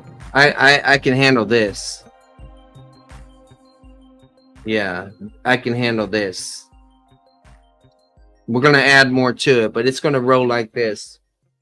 I want to first begin by steelmanning Dr. Robert Sungenis' position to the best of my ability. I realized through reading his book and watching his debates that he's fed up with the Protestant arguments that he's heard over the years. He was a Protestant at one time and he became dissatisfied with them. You see, all he hears is that James and Paul teach different types of justification. And then whenever they're pressed on that, they go to Romans 2 and they claim that Romans 2 is hypothetical. He wrote his whole book, Not by Faith Alone, on issues such as this, where he argues basically that justification is salvation. And in this book, he mentions the different view books that are common in Protestantism and in seminaries, like 5 views on sanctification, 5 views on justification. But my concern is that even though he's aware of these categories, he tends to conflate these categories. And I think that's where we need more clarification in these areas. Okay. So let's make this one larger.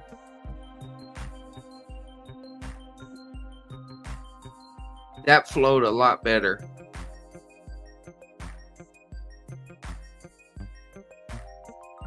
Let me duplicate slide.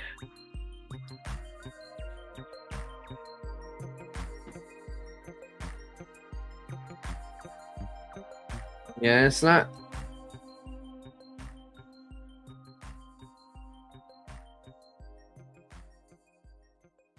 Yeah, it's 67 degrees right now. You have to convert that to Celsius. I can't do it. All right. So, different books. He conflates series. So, I think I could get one more in here. Below. So, James 2 is about how to stay Hey. All right.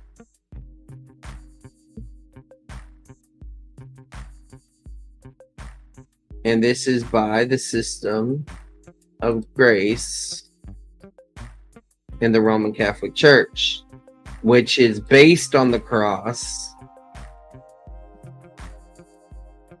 but the benefits come from the Roman Catholic Church through the 7 sacraments.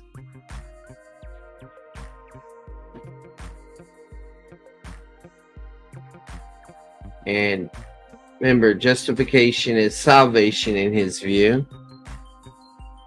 And he uses a familial model for this.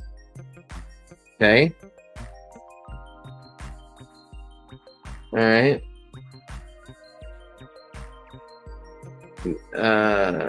God can't be in debt to us unless he obligates himself. Yeah, this is gonna go. This is gonna flow, guys. This is gonna do it. I need to make a duplicate slide because I need to start putting my comments here as well.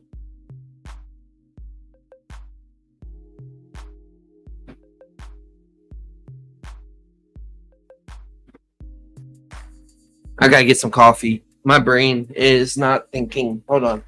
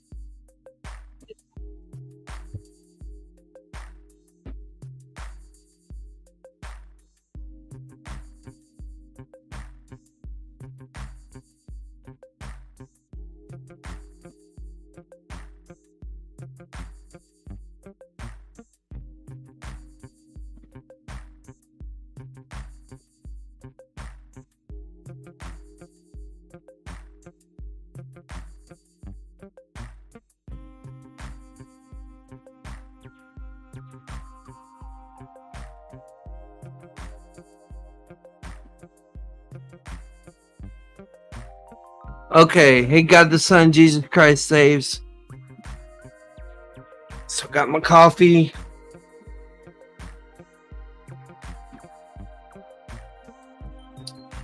All right.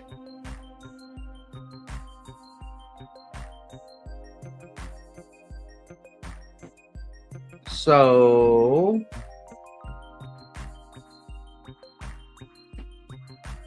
this is gonna it's gonna make it sound like I disagree with him more than I do, but I'll do it this way. James 2 is how to walk with God.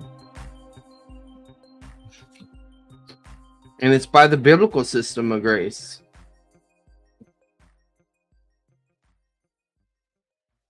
And it's based on the cross, but the benefits come from that biblical system. The sacraments are taken out of context.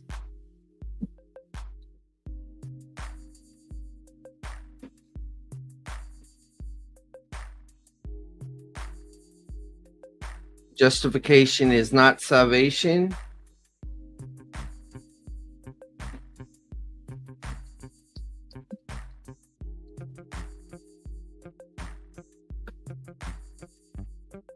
It's familiar, but it's participation in the benefits of the covenant. So this is the man of steel argument. Delete that. All right. So he's saying we're not entitled to salvation.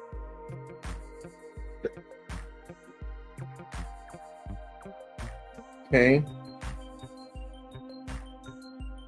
Hit slide, erase that.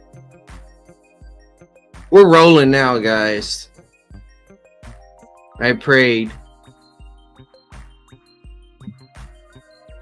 We're rolling now.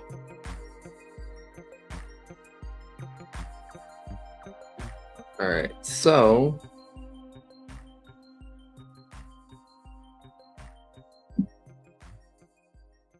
but God accepts our works that He graciously enables us to do.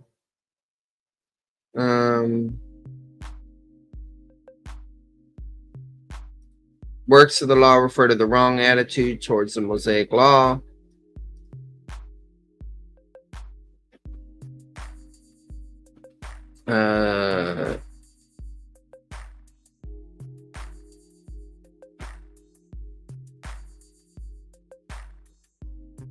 The Roman system of gracious works is different and acceptable from that. And it's not by faith alone.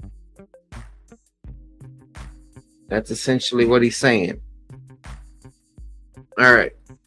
So now,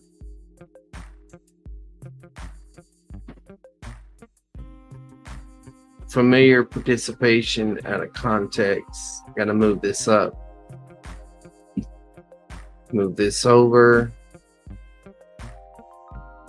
All right. So I'm just going to say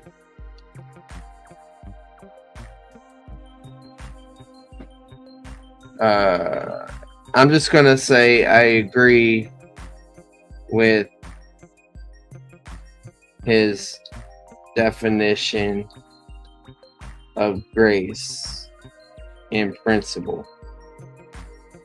Okay, that should deal with all that one. Boom. Okay. All right.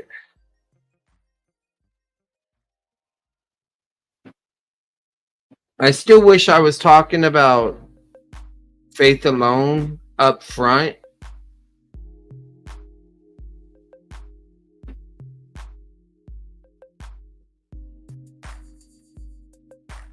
I'll just go with this. I'm tired of messing with it.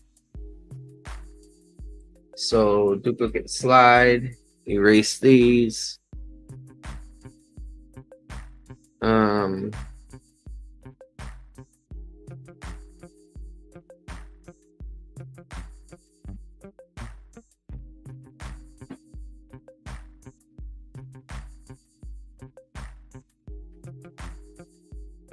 Free grace isn't Protestant.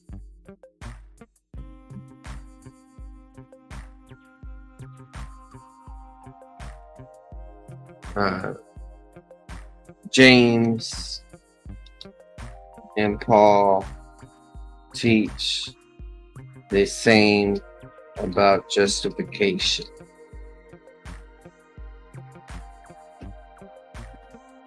Romans 2 is actual, not hypothetical.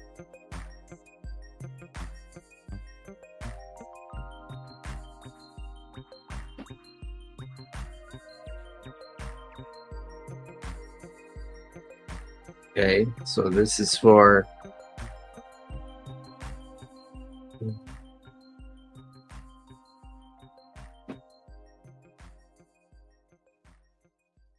actual. All right.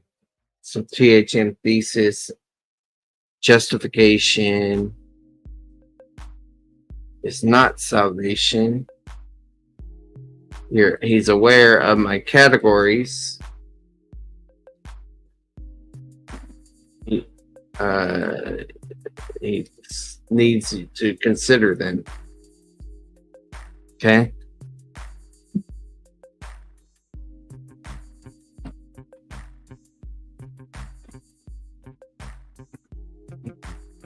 I reject the system of the RCC.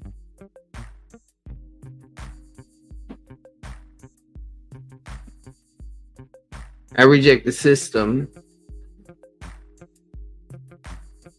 of RCC, but understand their claim.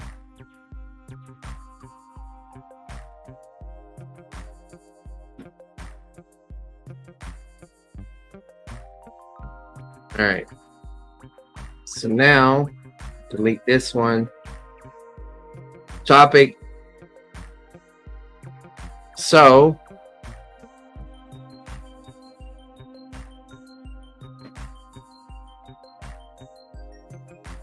I don't want to call this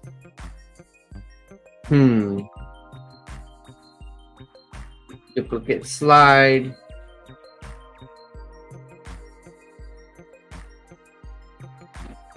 All right.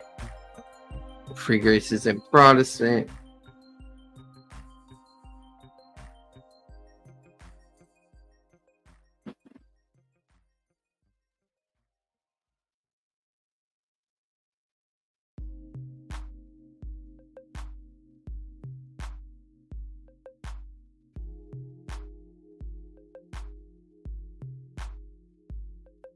Okay, so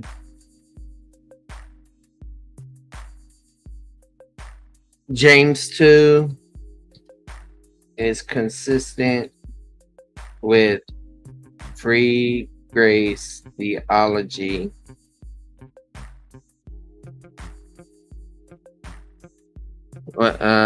Consistent with faith alone.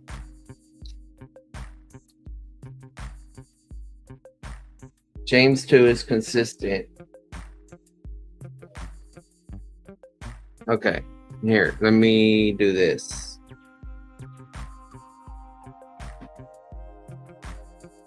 The question. So let's just bring this over. The topic. Is faith alone consistent with James 2? My position is that faith alone. So my position, say free grace theology, is the most faith alone position in existence. All right. The term is a cliche. James 2 is probably mentioned in all of my debates.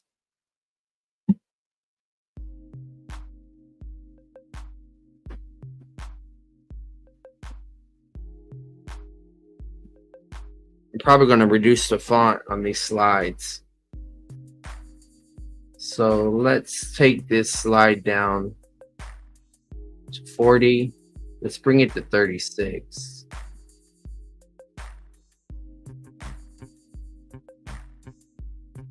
36. And we can make this one 36. Yeah, that's much better. All right. Let's do about how to stay saved. All right. So we'll leave some room there for that claim.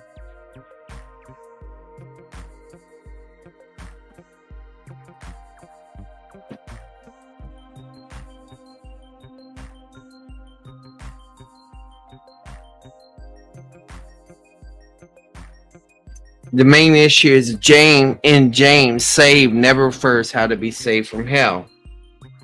Okay. Also, the phrase in James.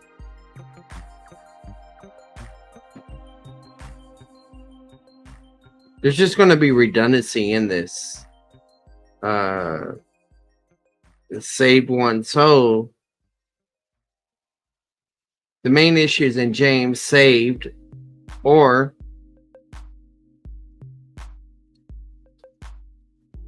save one soul never refers how to be saved from hell.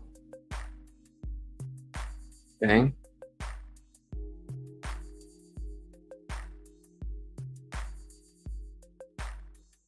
The Septuagint first used it in escaping, and then I'll pop the Septuagint up here. The Septuagint escaping temporal judgment to save one's temporal life. Now I'll get the slide from that. Did I include it a while ago? I know I opened it.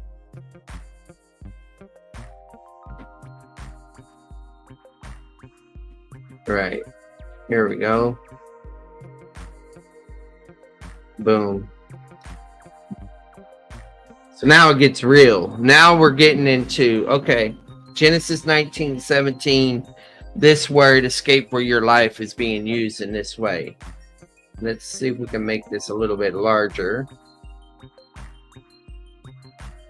It's a little distorted, but it'll work. Boom. All right. So we don't need this anymore, but my argument continues. So I need to duplicate this slide.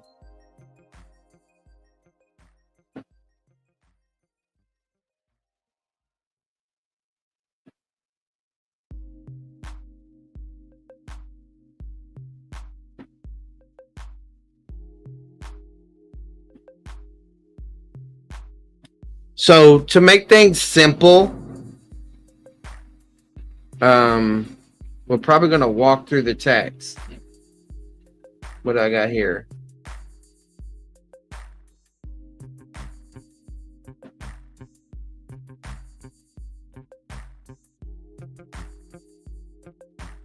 Do I need to go beyond that? I don't know. I'll play around with that in a minute. Let's get to some of this more Bible study-ish stuff that I've used in previous debates with CJ.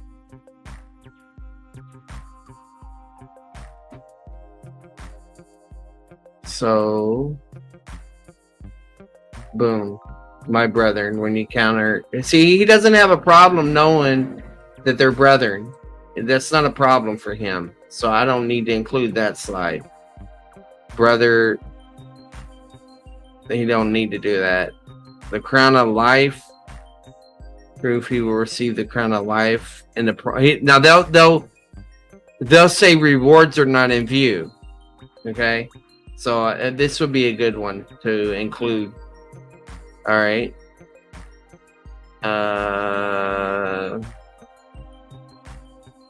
Shifting the shadow. Okay, this looks like the word we want. Let's see. In the exercise of his will, he brought us forth by the word of truth, so that we will be a kind of first fruits among his creatures. All right. So he gives application in here. And then he mentions, for the anger of man does not achieve the righteousness of God. So we're talking about practical righteousness. I won't even use the term experiential right here. I'll just say practical righteousness. Okay. That's good for me. Now let's go to here. Then we go up. Then you got, therefore, put aside all filthiness and all the remains of wickedness and humility. Receive the word implanted, which is able to save your souls. Okay. All right. So then, boom, I'm going in. I'm making James choose Main issue in James is saved or save one's soul never refers to how to be saved from hell. The Septuagint refers to escaping temporal judgment. Septuagint first reference. Okay. Boom. I show that passage, Genesis 19:17, escape for your life. Boom. I mentioned there's a reason why we believe that rewards are reviewed in this passage, because the term crown of life is mentioned here, and we take this as rewards. In addition to that, in 1:18, it talks about that these people are believers, which we would agree on. In the exercise as well, he brought us forth by the word of God. Okay. And then down here in verse 20, it talks about, for the anger of man does not achieve the righteousness of God. So this is talking about practical righteousness in one's walk.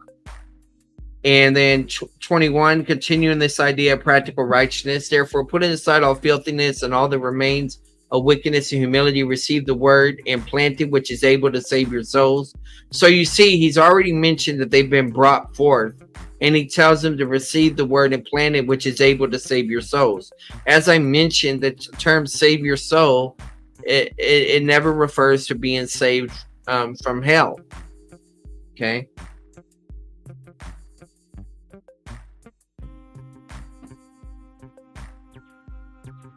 Let's see what we got here.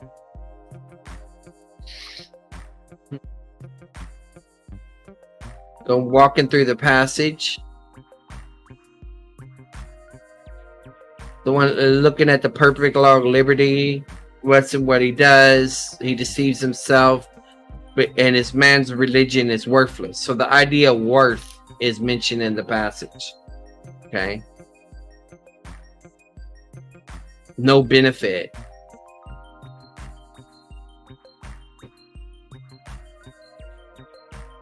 And then we see pure and undefiled religion in the sight of our God and Father is this, to visit orphans and widows in their distress and to keep oneself unstained by the world.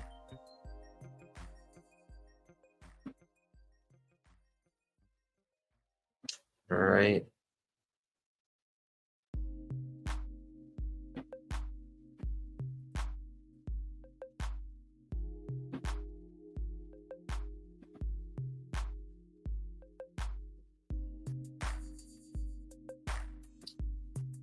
My brethren, do not hold your faith in our glorious Lord Jesus Christ with an attitude of personal favoritism.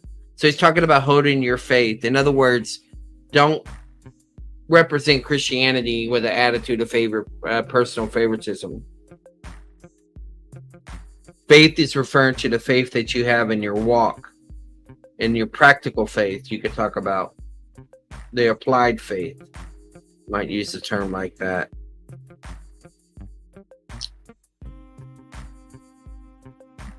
All right.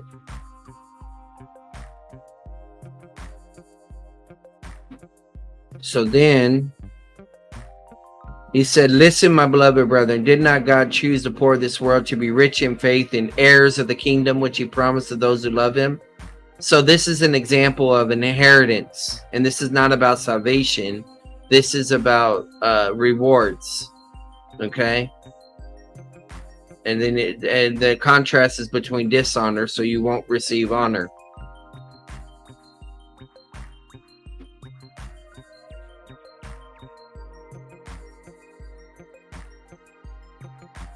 Right.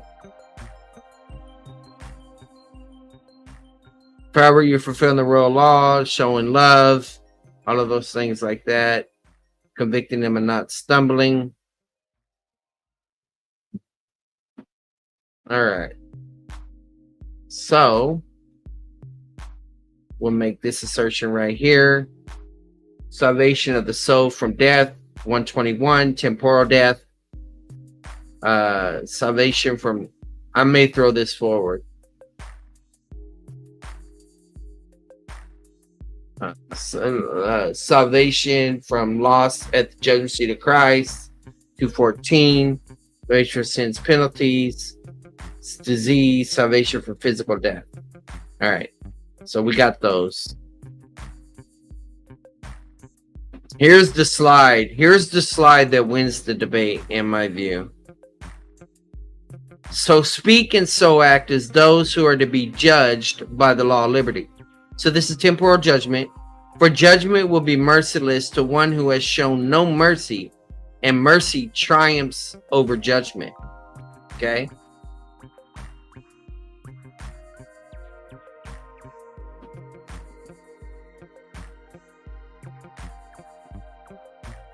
And then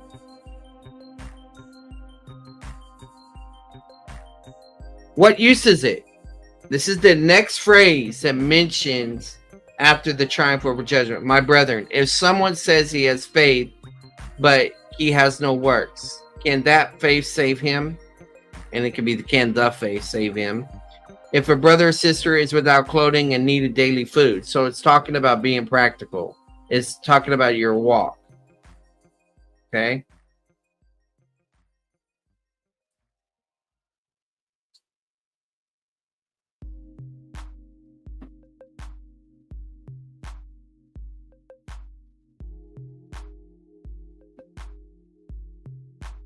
Go in peace who weren't filled, and you do not give what is necessary for your body. What use is that? Even so, faith, if it has no works, is dead, being by itself. Yeah, in your walk, it's no use. It's not being useful. It's not being productive. It's not being pleasing to God.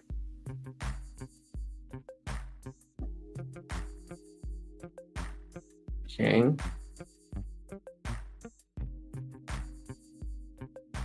Diatrib. Someone may well say, I used to focus a lot about the diatrib stuff, but it doesn't matter. A lot of this stuff doesn't even matter.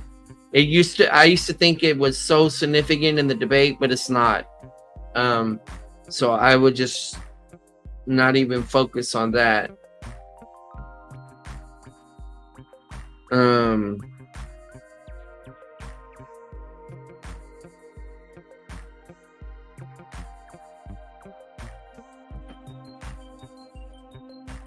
But are you willing to recognize, O foolish failure, that faith without works is useless or dead? Was not Abraham our father justified by works? He offered Isaac. So this is all experiential. So this is where I got to interject my chart. Faith without works is dead. So maybe what I need to do is I need to bring up my chart as it relates to James 2. You know? Because I've been walking through the text, then we get here and boom, we hit them with a chart. Well, I think I got some charts on James, but we'll just make one real quick. All right. So we got the crown. So let's do this. New slide, insert, 3-column chart. Pressing it all down here. Position, experience, and ultimate. Yeah, I'm going to have to introduce the chart here. So let me see what I'm talking about here.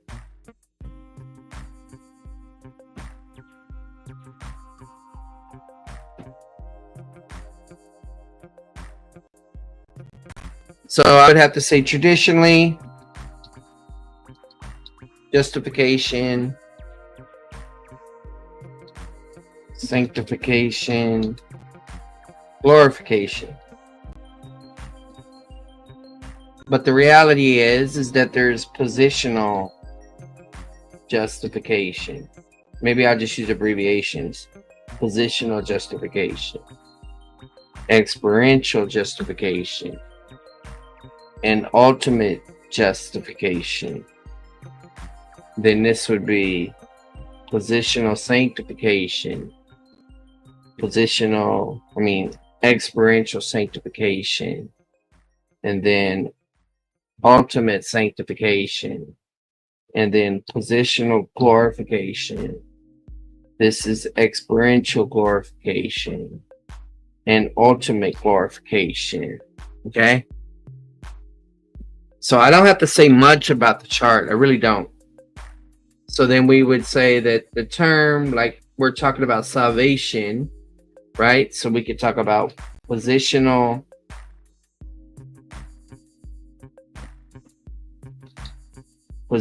salvation, experiential salvation, experiential or temporal salvation. You can put temporal, and then ultimate salvation. Okay. So then you got the term saved, and then you got the term soul. So I would put soul here. Soul, person, life. I would put it here. Then we got brought forth. So I would put it right here. Brought forth by his word. And then we would put save one's soul right here. Okay. Save one's soul right here. And all right. So now we're working with something here.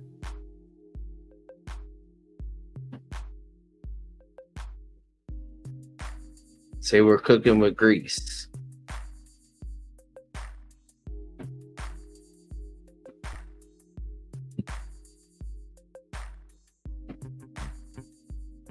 All right.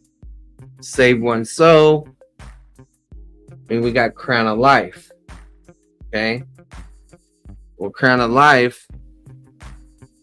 See, he's going to get tripped up there on crown of life. Because, like, wait a minute. There's not two categories.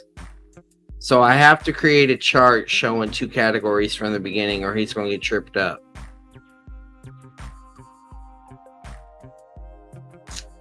Okay, we can do that. Insert 1, 2, 3 all the way down, and then this would be your subcategory. Split cell, boom. And then this was split cell. Boom. All right. So we just go on through position, experience,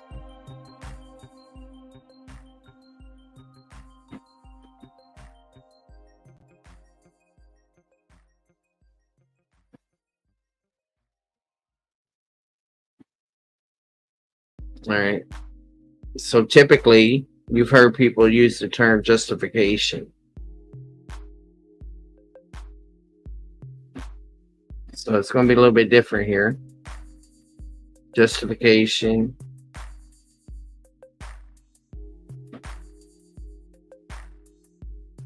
Sanctification. Glorification.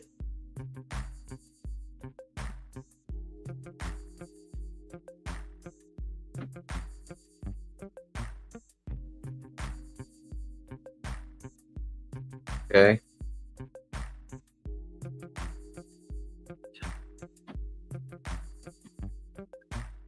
No, that won't work either. Dang it.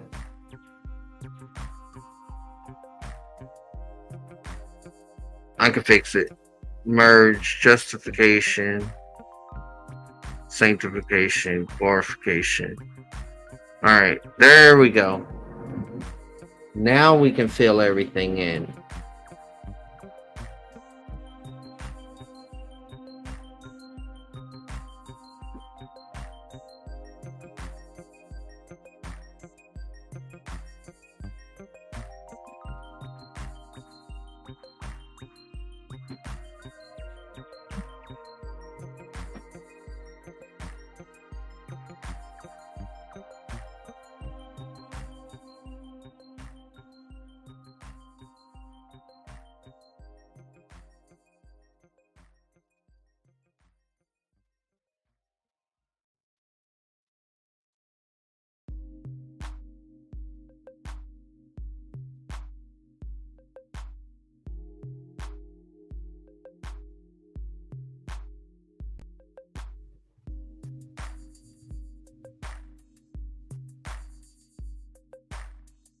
What did I do wrong? The glorification section dropped.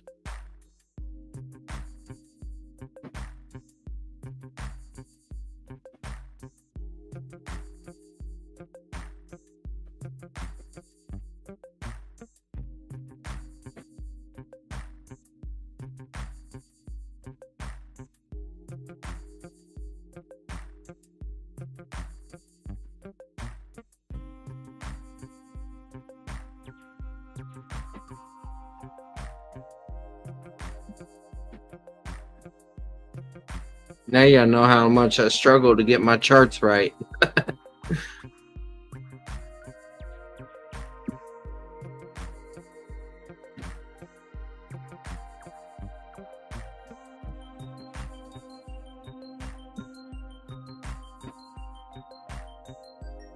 So, and this is still not perfect.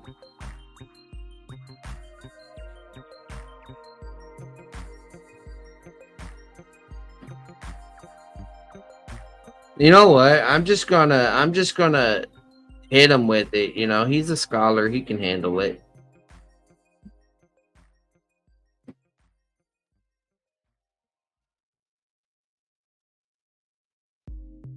Try this again. I messed it up.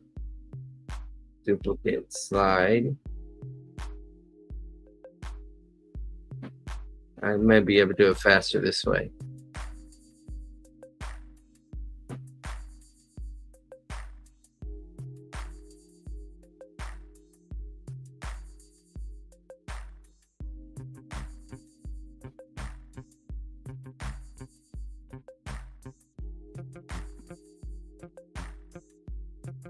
All right, so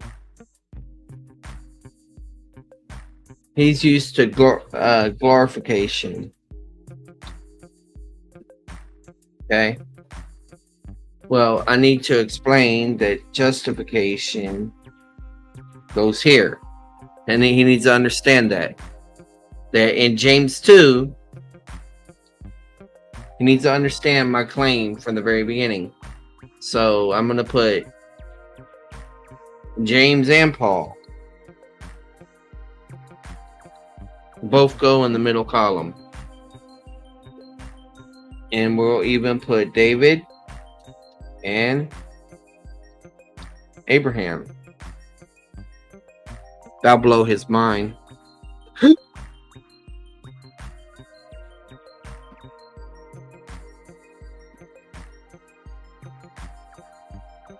David and Abraham. All right. And I still need two categories, so I need to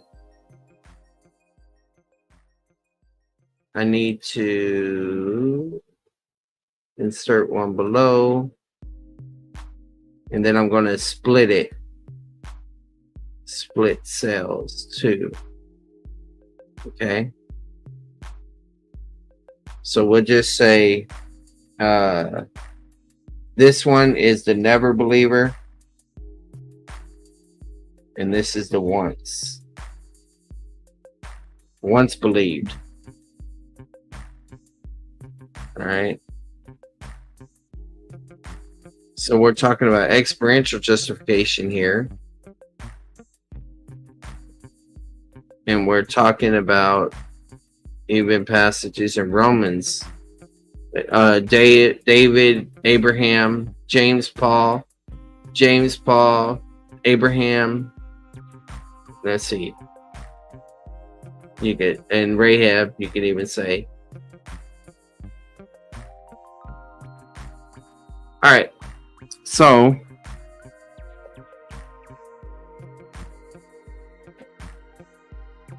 I need to change these colors so we can see this differentiation. So I'm going to make this dark.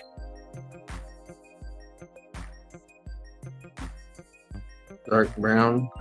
Never believed. Okay. Once believed. We'll make this green.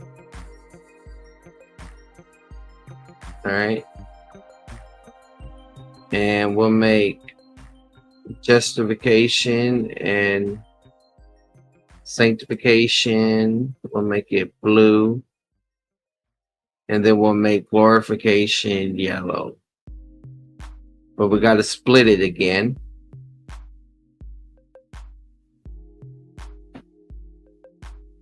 So this is body. And this is ranked. All right. So let's make this one yellow.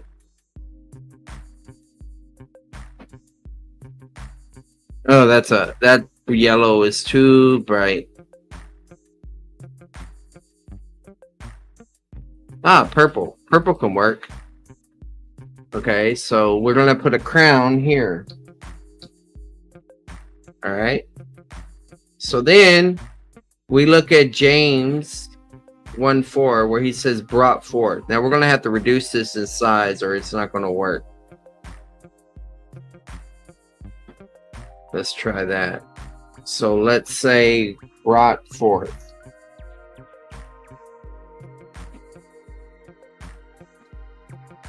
Okay, we're brought forth. We'll go ahead and highlight it, right? And then save one soul. We'll go here.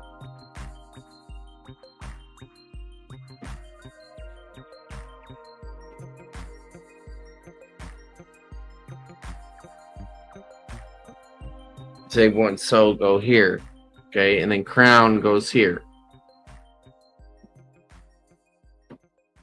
I think that will work.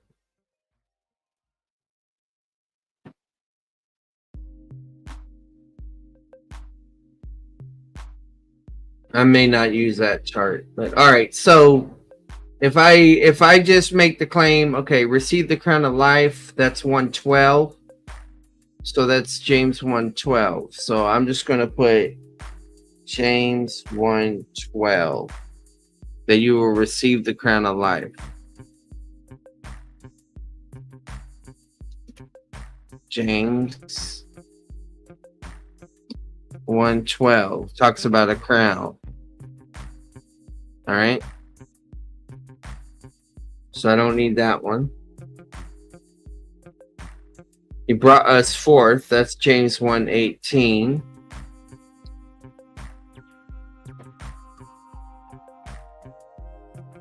Okay.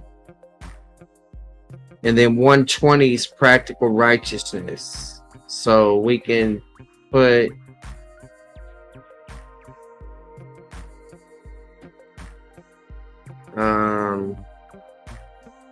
let me just go ahead and stick all these guys here.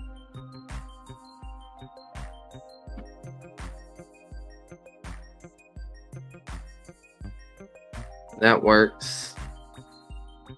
So then we got 120.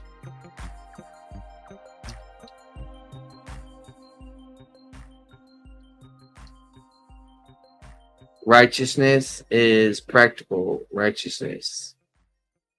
All right. So we got that one. So that's 120. We can erase that. And then 121 is save your soul.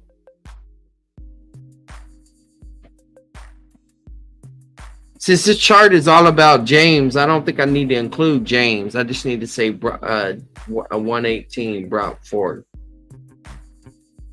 112 crown.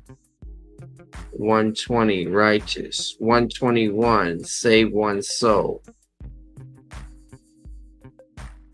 All right.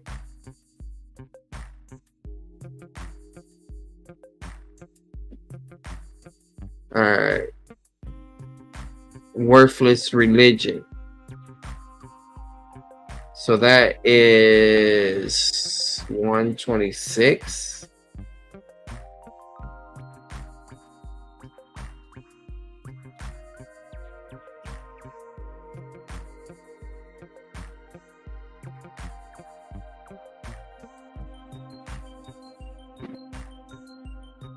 All right. Can delete that one.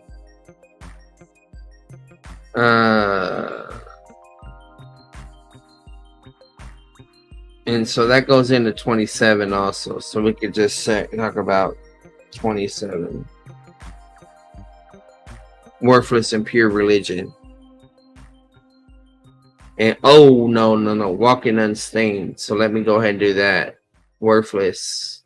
27. Unstained. So that's definitely sanctification language. All right. So then we go, let's go ahead and pop the next. Let's see, I can make another column.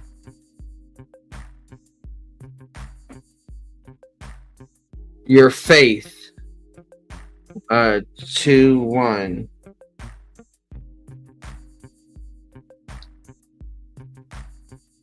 Hold your faith. All right. Duplicate slide. So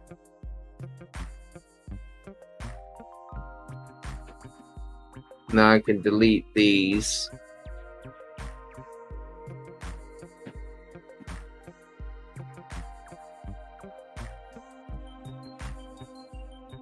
And constantly walking through the whole book. Then this one would be never once. So we're going to put the concept of divine discipline here. Divine discipline, temporal judgment,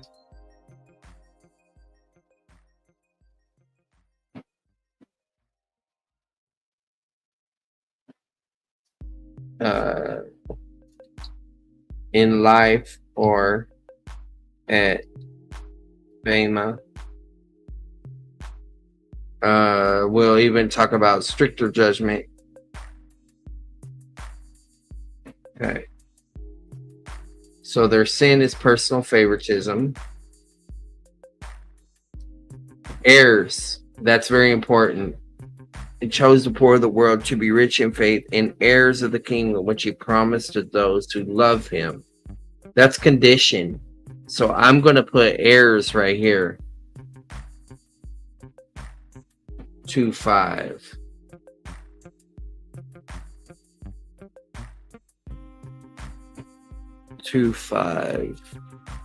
That sounds like a conditional heirship to me. All right.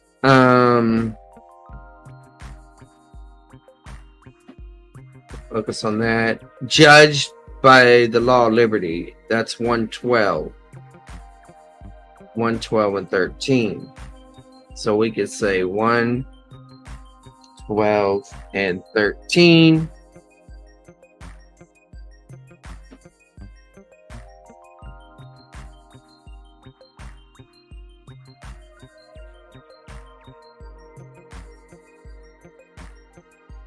All right. And then 2:14 is it, can faith save him? So 2:14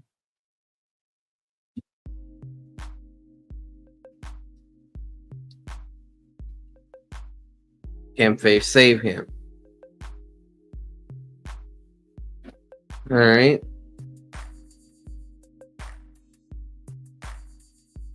And the rest, we're going to go, well, we need to include this. 2:17.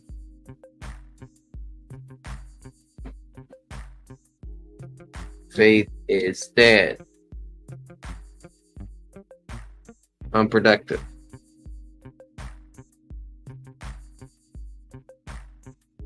No benefit. Faith is dead. No benefit. How to say this? No use. Let's just do that. Faith is dead. No use.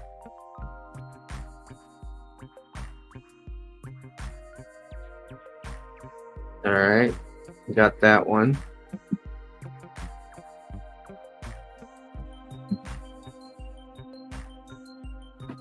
So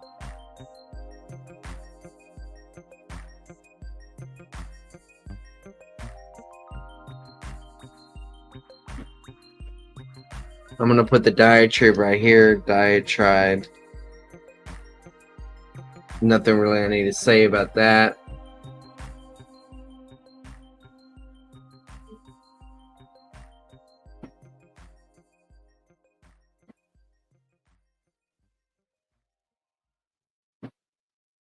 Okay, so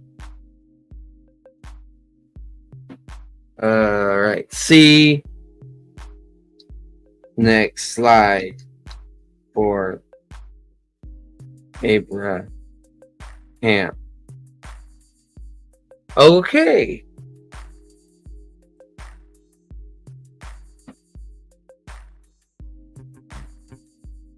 So we got that.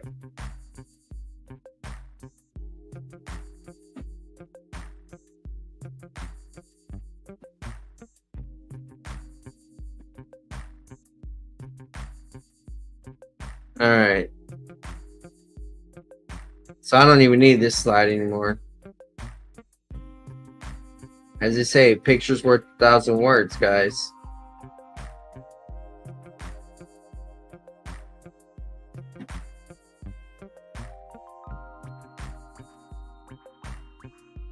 No, I'm not at Dallas Theological Seminary. I'm at Schaefer Theological Seminary. I received a lot of my informal training from Dallas Theological Seminary influences.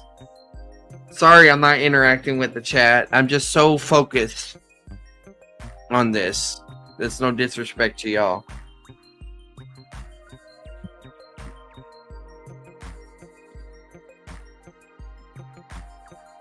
All right. Okay. This seems to be a wrap of what I'm saying. James 2 is consistent with my free grace theology, faith alone position because it utilizes antecedent revelation to interpret the meaning of saved and save one's soul. It takes James and Paul the same by viewing justification as participation in covenant inheritance. It is not soteriological. Covenants are not soteriological. They did not save. Christ's blood that ratifies the covenant is soteriological. That's the basis. It's named divine discipline. It's from related. I have similar thoughts, except justification is not salvation. Okay, it's not too bad.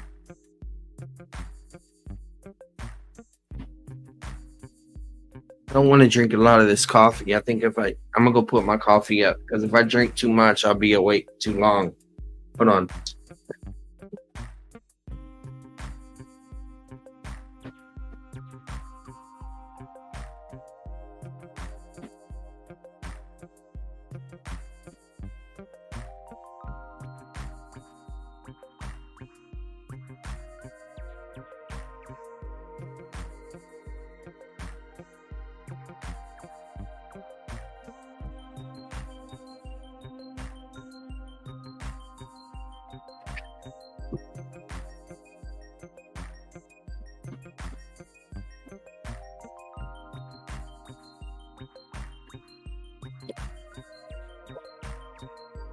All right.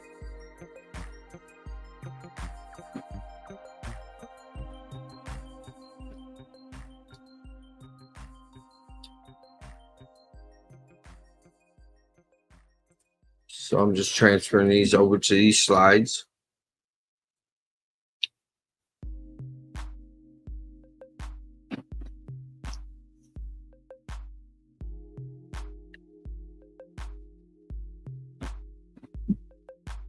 I don't think these are at 36, so yeah, they are.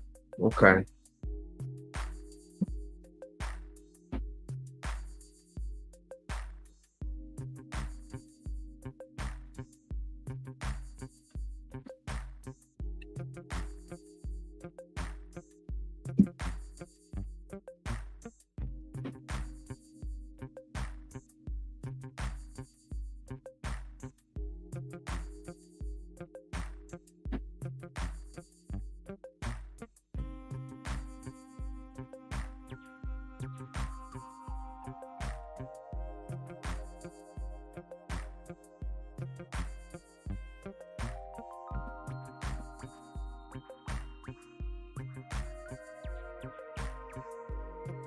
All right, let's see here. Dr. Sungenis emphasizes the familiar model. I have some redundancy, but I can clean that up later. I don't want to break my flow.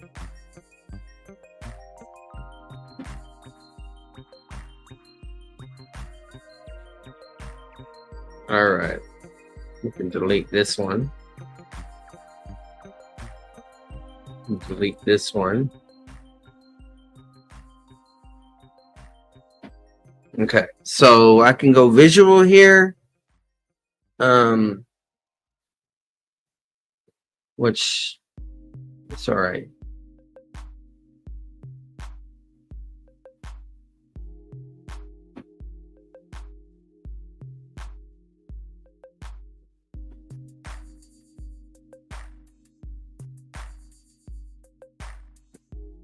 I'm gonna go ahead and preserve what I have here.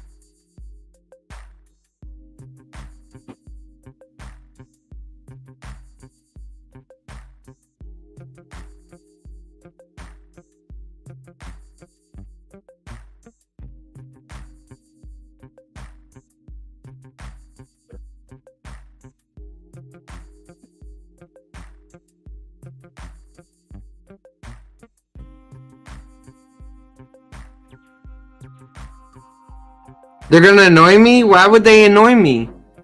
I'm curious, discerner. What makes you think they're gonna annoy him? Cause he doesn't have answers for him? It's not included in his book? I'm the hardest working freelancer, you know. Oh boy. There's probably some harder ones.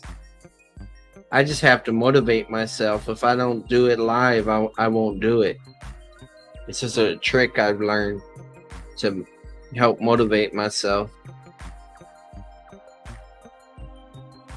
The moment I start to explain something, the more I get clarity and see where I'm lacking clarity.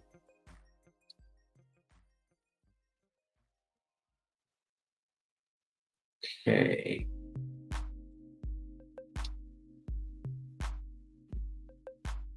No, that one. All right.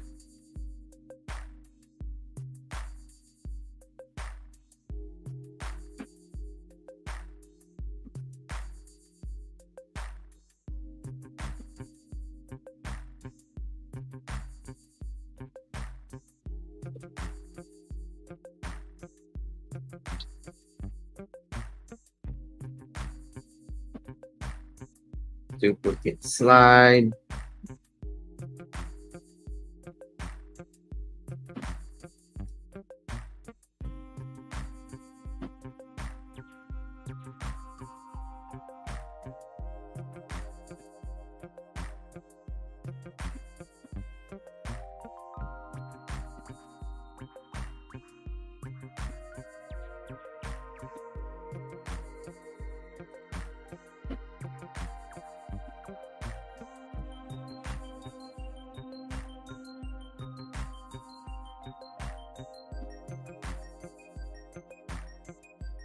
I need to make a chart for this slide here, but I'm just transferring it right now. I'll come back and fix that.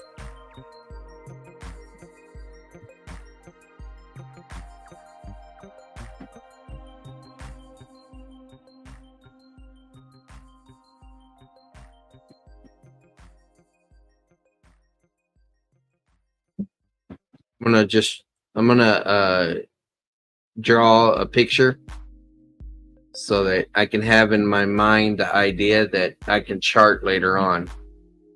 All right, so I'm thinking I probably need to draw something like this. This would be the chart. And at the top, we're probably going to need something like saying basis on this axis. All right, and then it's going to be a quadrant chart.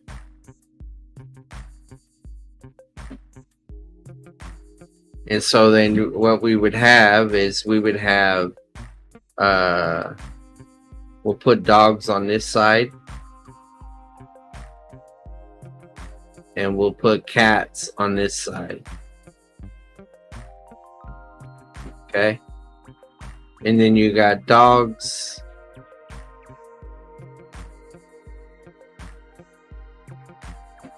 Without fleas. I'm going to say a well-groomed dog. So you got well-groomed. Well-groomed.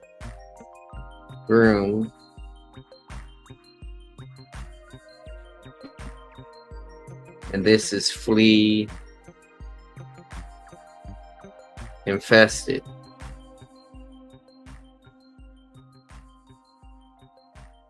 Okay. And then you got a well-groomed cat.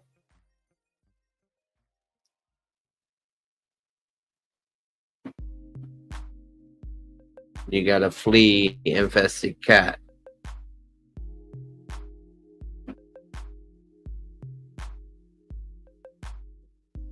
Remember, our dogs go to heaven. So,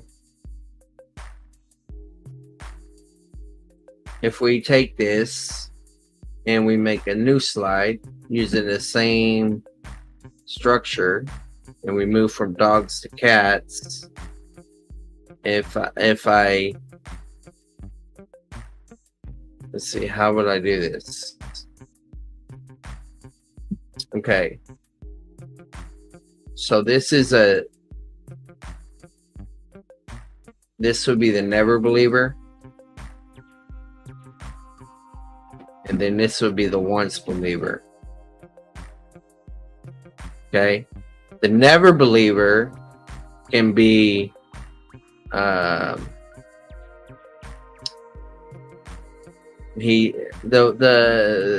never believer can be moral or immoral. Okay. And then the believer can either be let's just, what term should I use?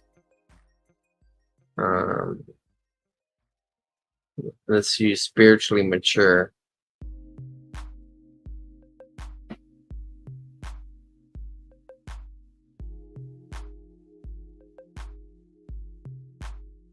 And then, or they can be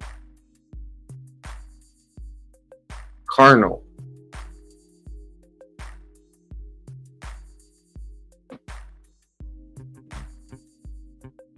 Sin, unrepentant.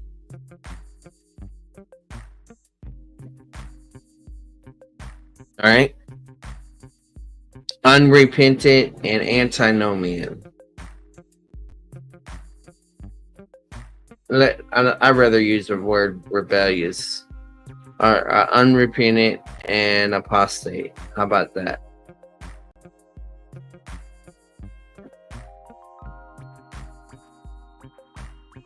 My point is, all dogs go to heaven.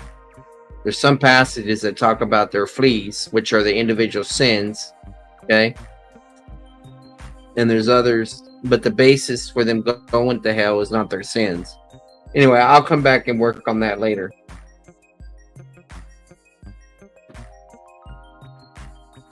All right.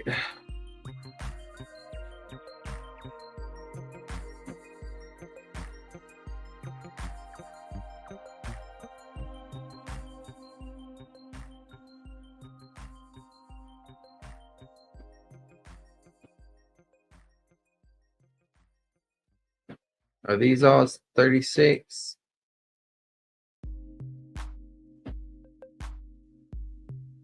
All right.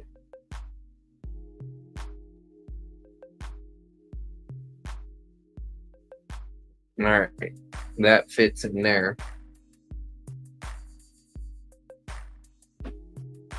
So here's the one that's going to give him a heart attack.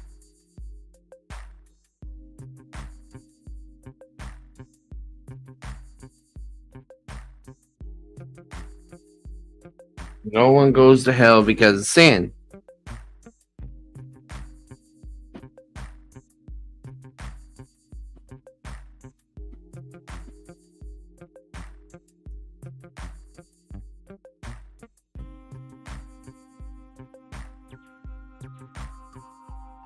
All right.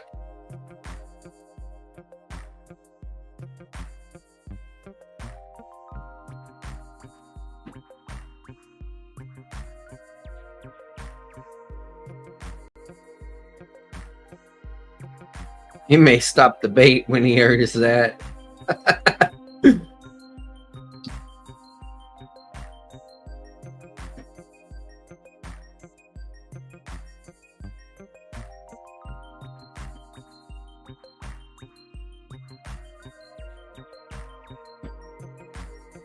But Discerner, I mean, I know he's busy, but if he just watches my Cobain debate, do you think if he watched my Cobain debate that would help him?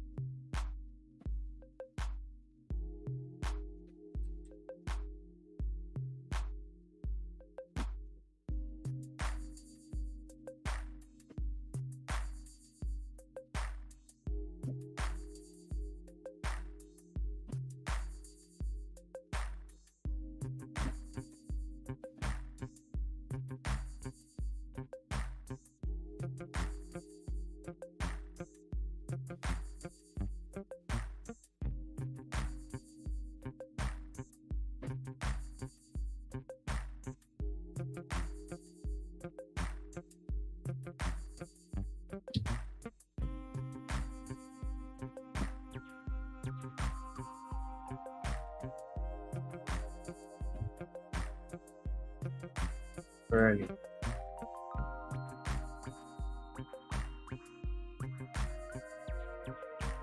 They're different.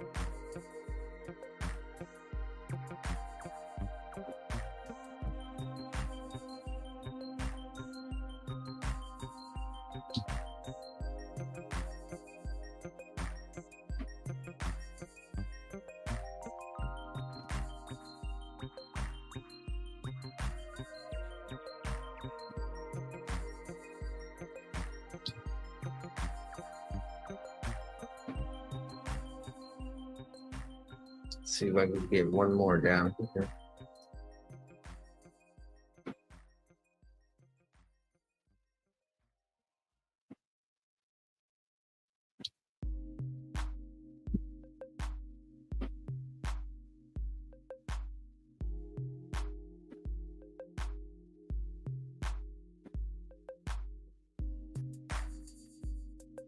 Yeah, this is a lot.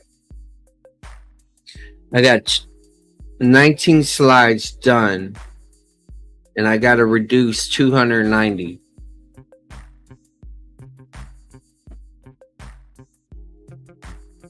think it'll be all right though, because I got some of them I'm not even going to use.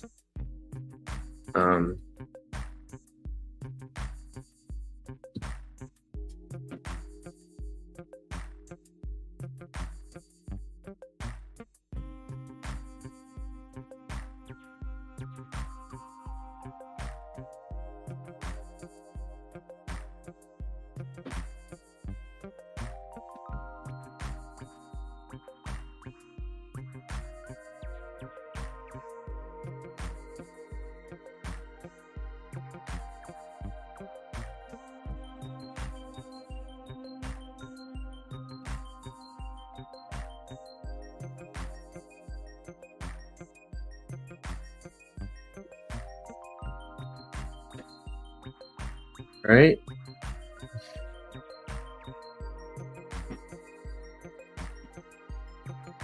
So I don't think I need this part right here.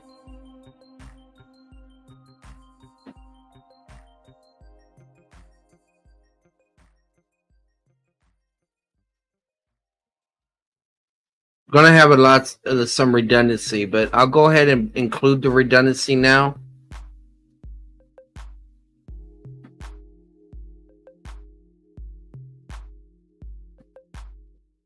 It kind of sounds dumb to me that I have all this redundancy, but I'm trying to give this argument abundantly.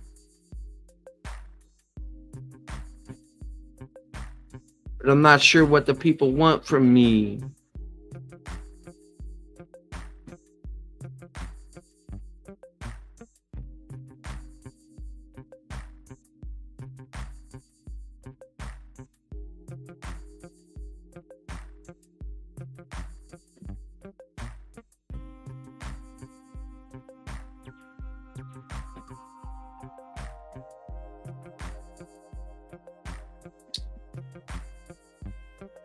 I think if I can get it down to 50 slides before I go to sleep, I can do the rest of the cuts later.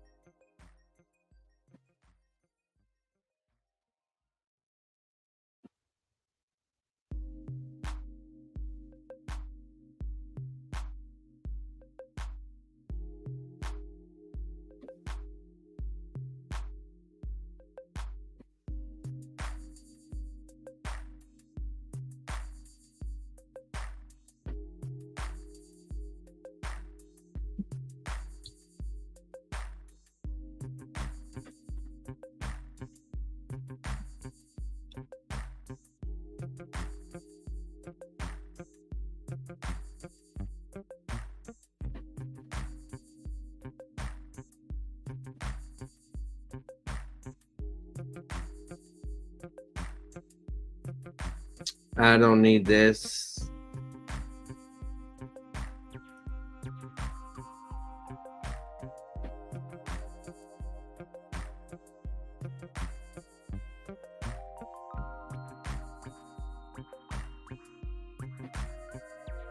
I just need this part right here.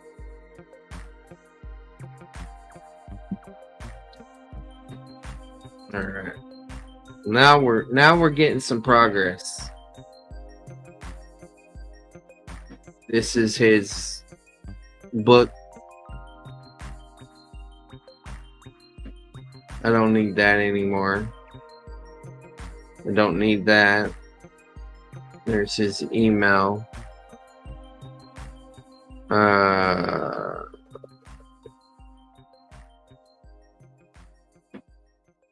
I'm gonna go ahead and say bye-bye to that one. I'll save these, but I don't think I'll use them. Alright. This, we don't need that.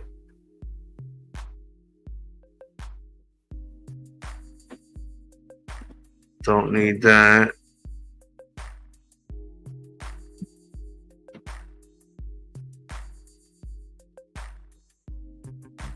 Need that. Okay, I'm gonna have to make a chart for this one, and I probably need to make the chart now, then go any further. So if I'm looking at this chart, all right, I need 3 columns, just like what we had earlier. So let me see if I can just borrow my James chart, if that will work. Copy.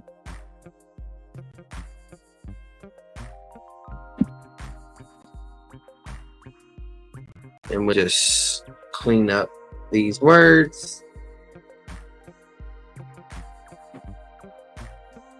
And we'll probably make the chart smaller. Like really small.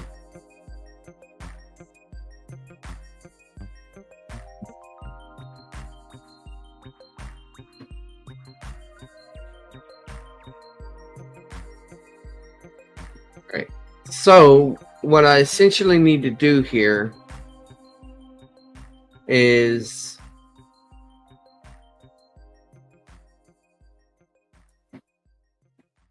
I'm going to give a code. Justification as a dot is an event. All right, so let me put that here. Event is a dot. Okay. And then dot here. And then this is a dashed line. That's just a reminder. And dashed line, multiple dots.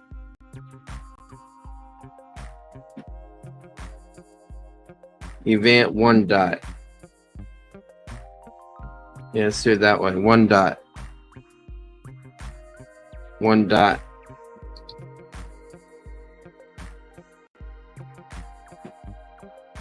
Okay, so we got that.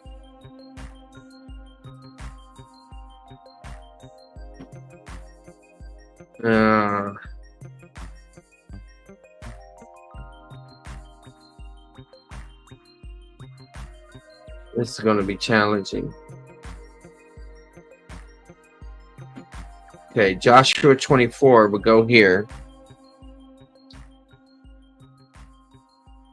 Josh 24. We're going to use a different color. Yeah, Joshua 24. Okay. And then let's just keep it horizontal. So we would put Genesis 12.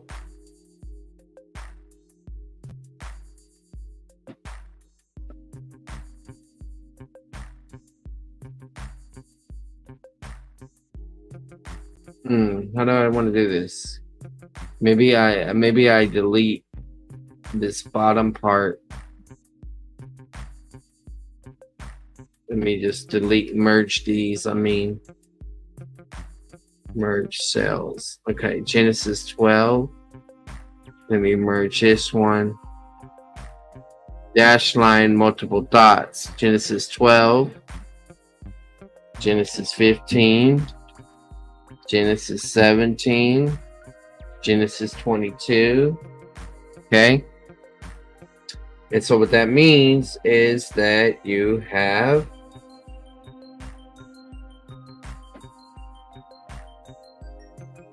gotta look at this screen.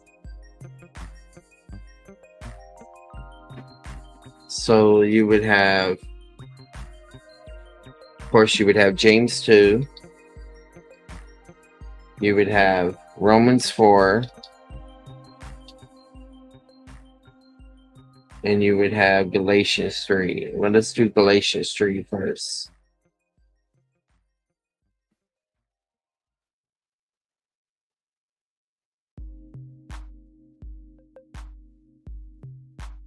And then Romans 4. It's going to blow his mind whenever I put Romans 2. Romans 2. Eternal life. Romans 2.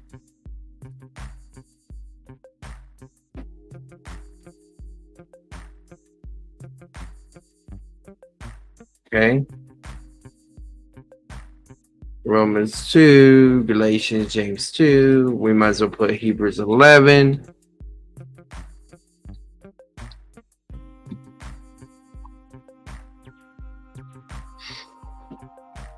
All right. Boom. That's done. Don't need that.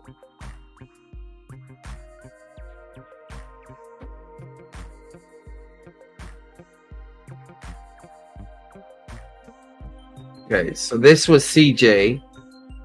Old Testament theology, progressive revelation, 3-column chart, covenant chart for sanctification, free grace options. This is what I did in my James 2 with him.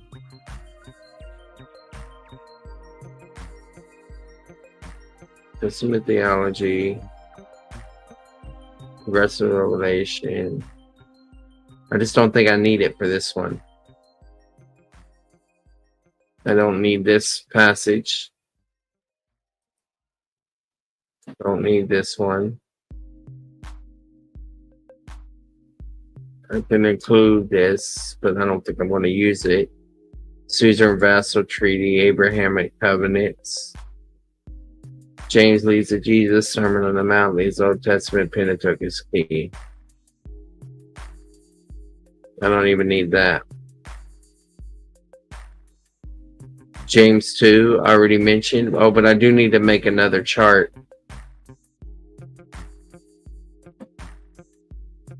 All right. Because he's going to bring up rebuttals of things. Okay. So.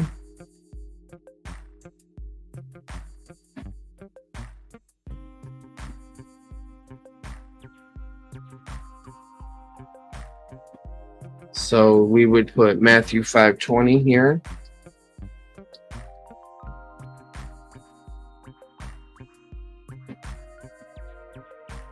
All right. It's practical righteousness.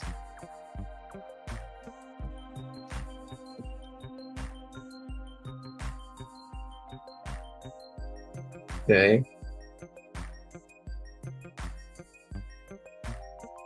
Sermon on the Mount, yeah. We don't need that.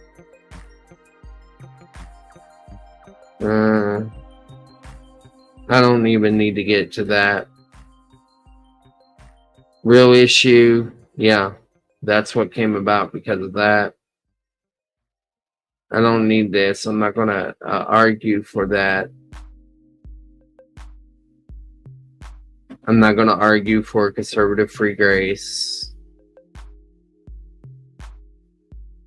I'm not going to need the 5-minute argument. This is CJ stuff. Don't need that. Called a friend of God. Yeah. I'm taking all that as experiential, so it doesn't affect me.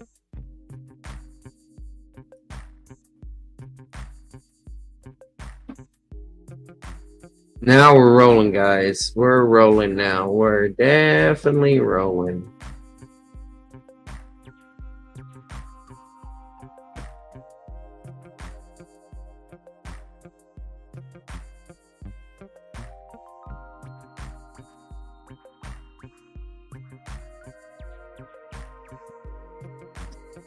Might need that. Just lives, physical years of work, physical death. Don't need that.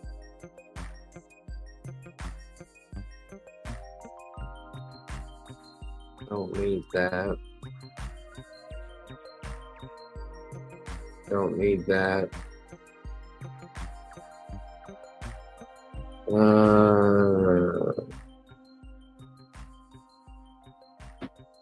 Don't need that.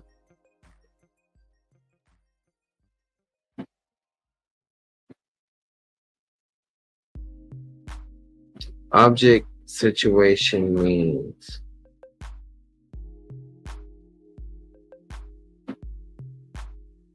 Don't need that. All right.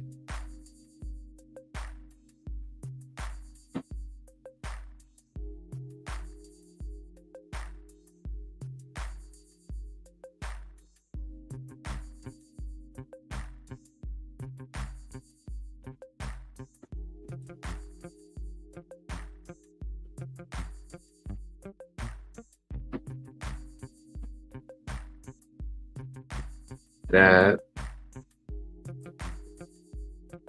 Don't need that.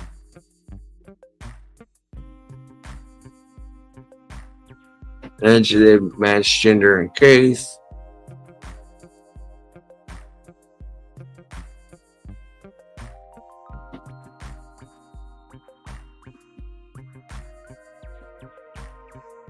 I don't need that. Conclusion.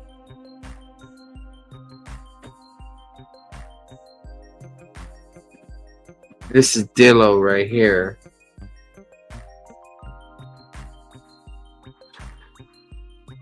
All right. I gotta force myself to read this.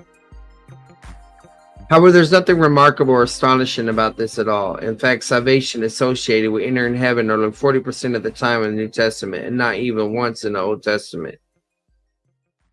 This man's we demonstrate below that we understand saved salvation from temporal trial leading psychological. I don't need this.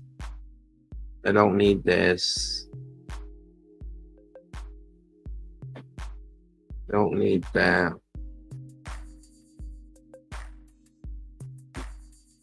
Don't need that. Don't need that. Don't need that.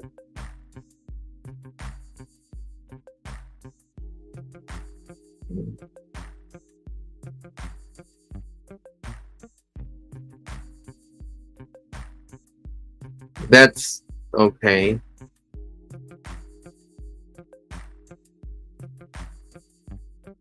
All right, so let me see what else I can cut out here.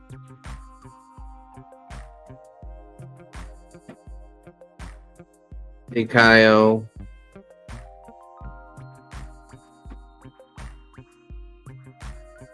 It's just not going to be needed for this debate.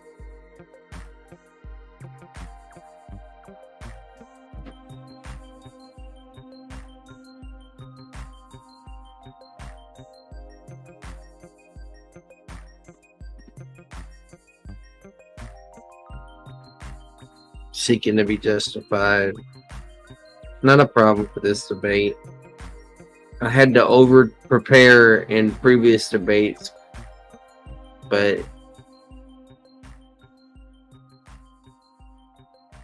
I don't think I need to worry about any of this.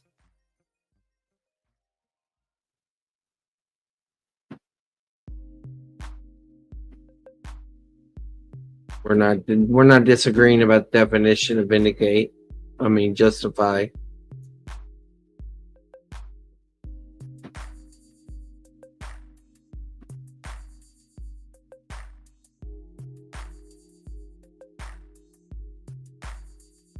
These are conditional passages.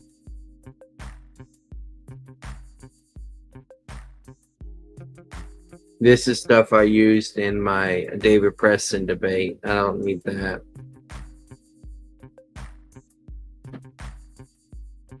Deuteronomy 6. I might keep that one. I don't need that one. There's the passage too that we're talking about.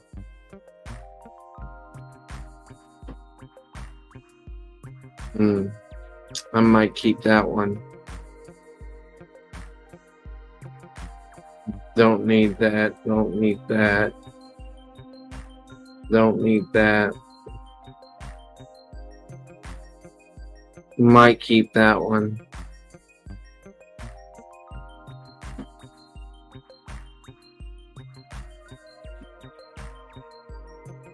Might keep that one.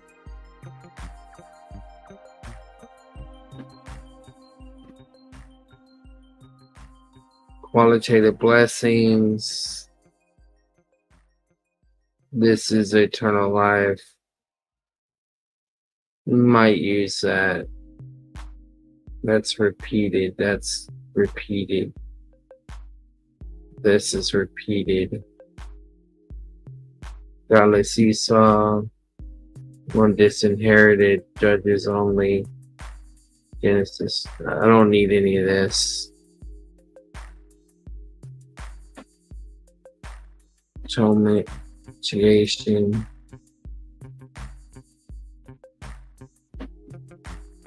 It's in the garden.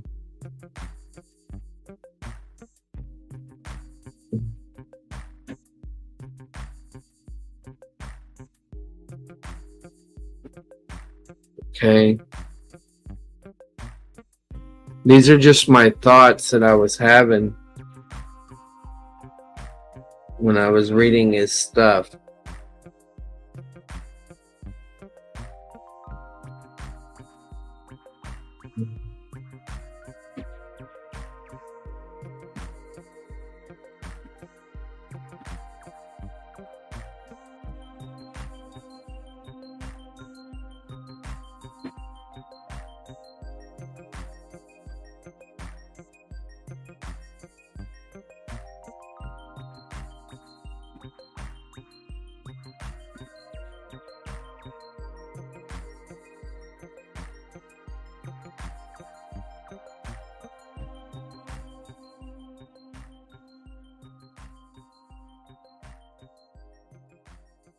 Hey Taylor.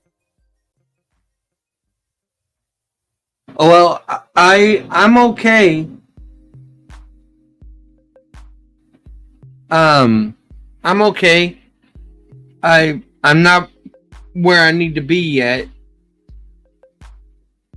and I slept earlier, so I mean, I'm just tired of working on this.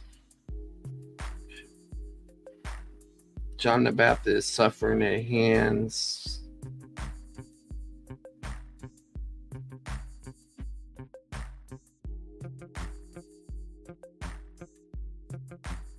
Oh, that's I never knew you language. I want to keep that argument.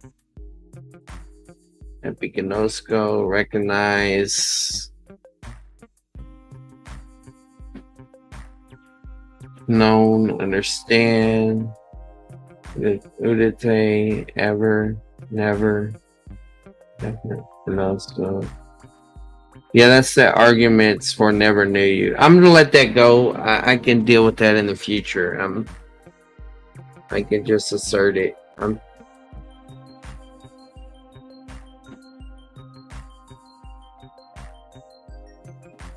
Gnosko.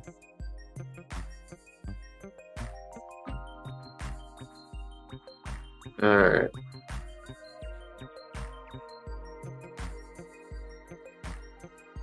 Sozo. Sucane. Okay, this is Sucane.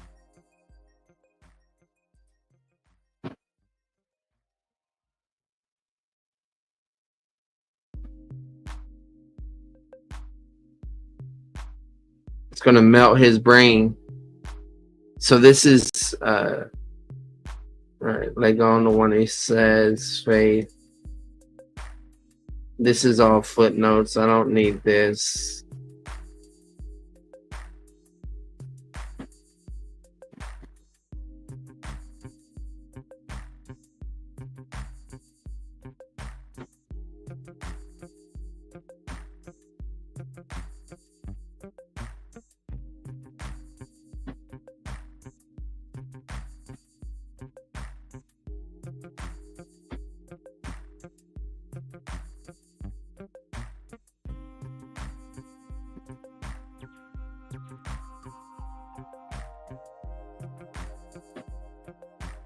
None of them may have life.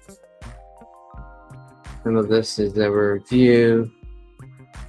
James. Anaphoric. That's about the article. Escape. Okay, there's that passage. Still has some redundancies. Rahab. This James stuff.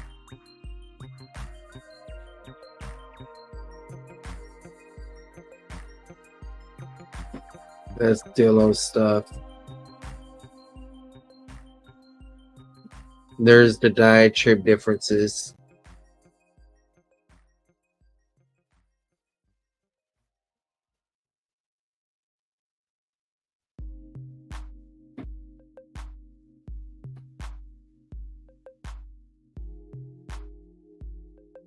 the temporal stuff.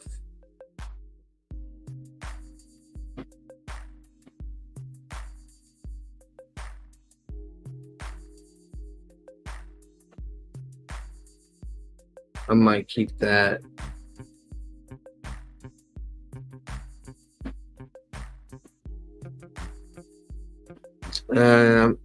I'm gonna fly on my own, so I'm not gonna go with Dillo.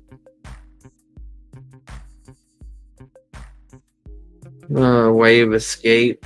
Proverbs will save your way from wicked adulterous ways. We'll just use that as one example. So I still got some redundancy, some things I gotta cut, but I mean I'm down to 47 pages. Taylor, can you meet with me? No, I have not. I have not timed my intro.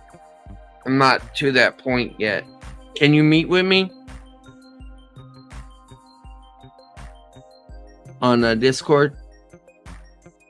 If not, I understand. So I'm tired of working on it. I really am.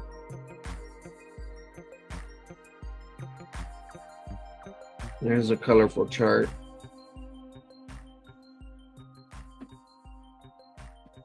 All right. So what I'm going to do, guys, is I'm going to go work with Taylor on Discord. So I'm going to land this plane. Thank y'all for being here, praying, and hanging out.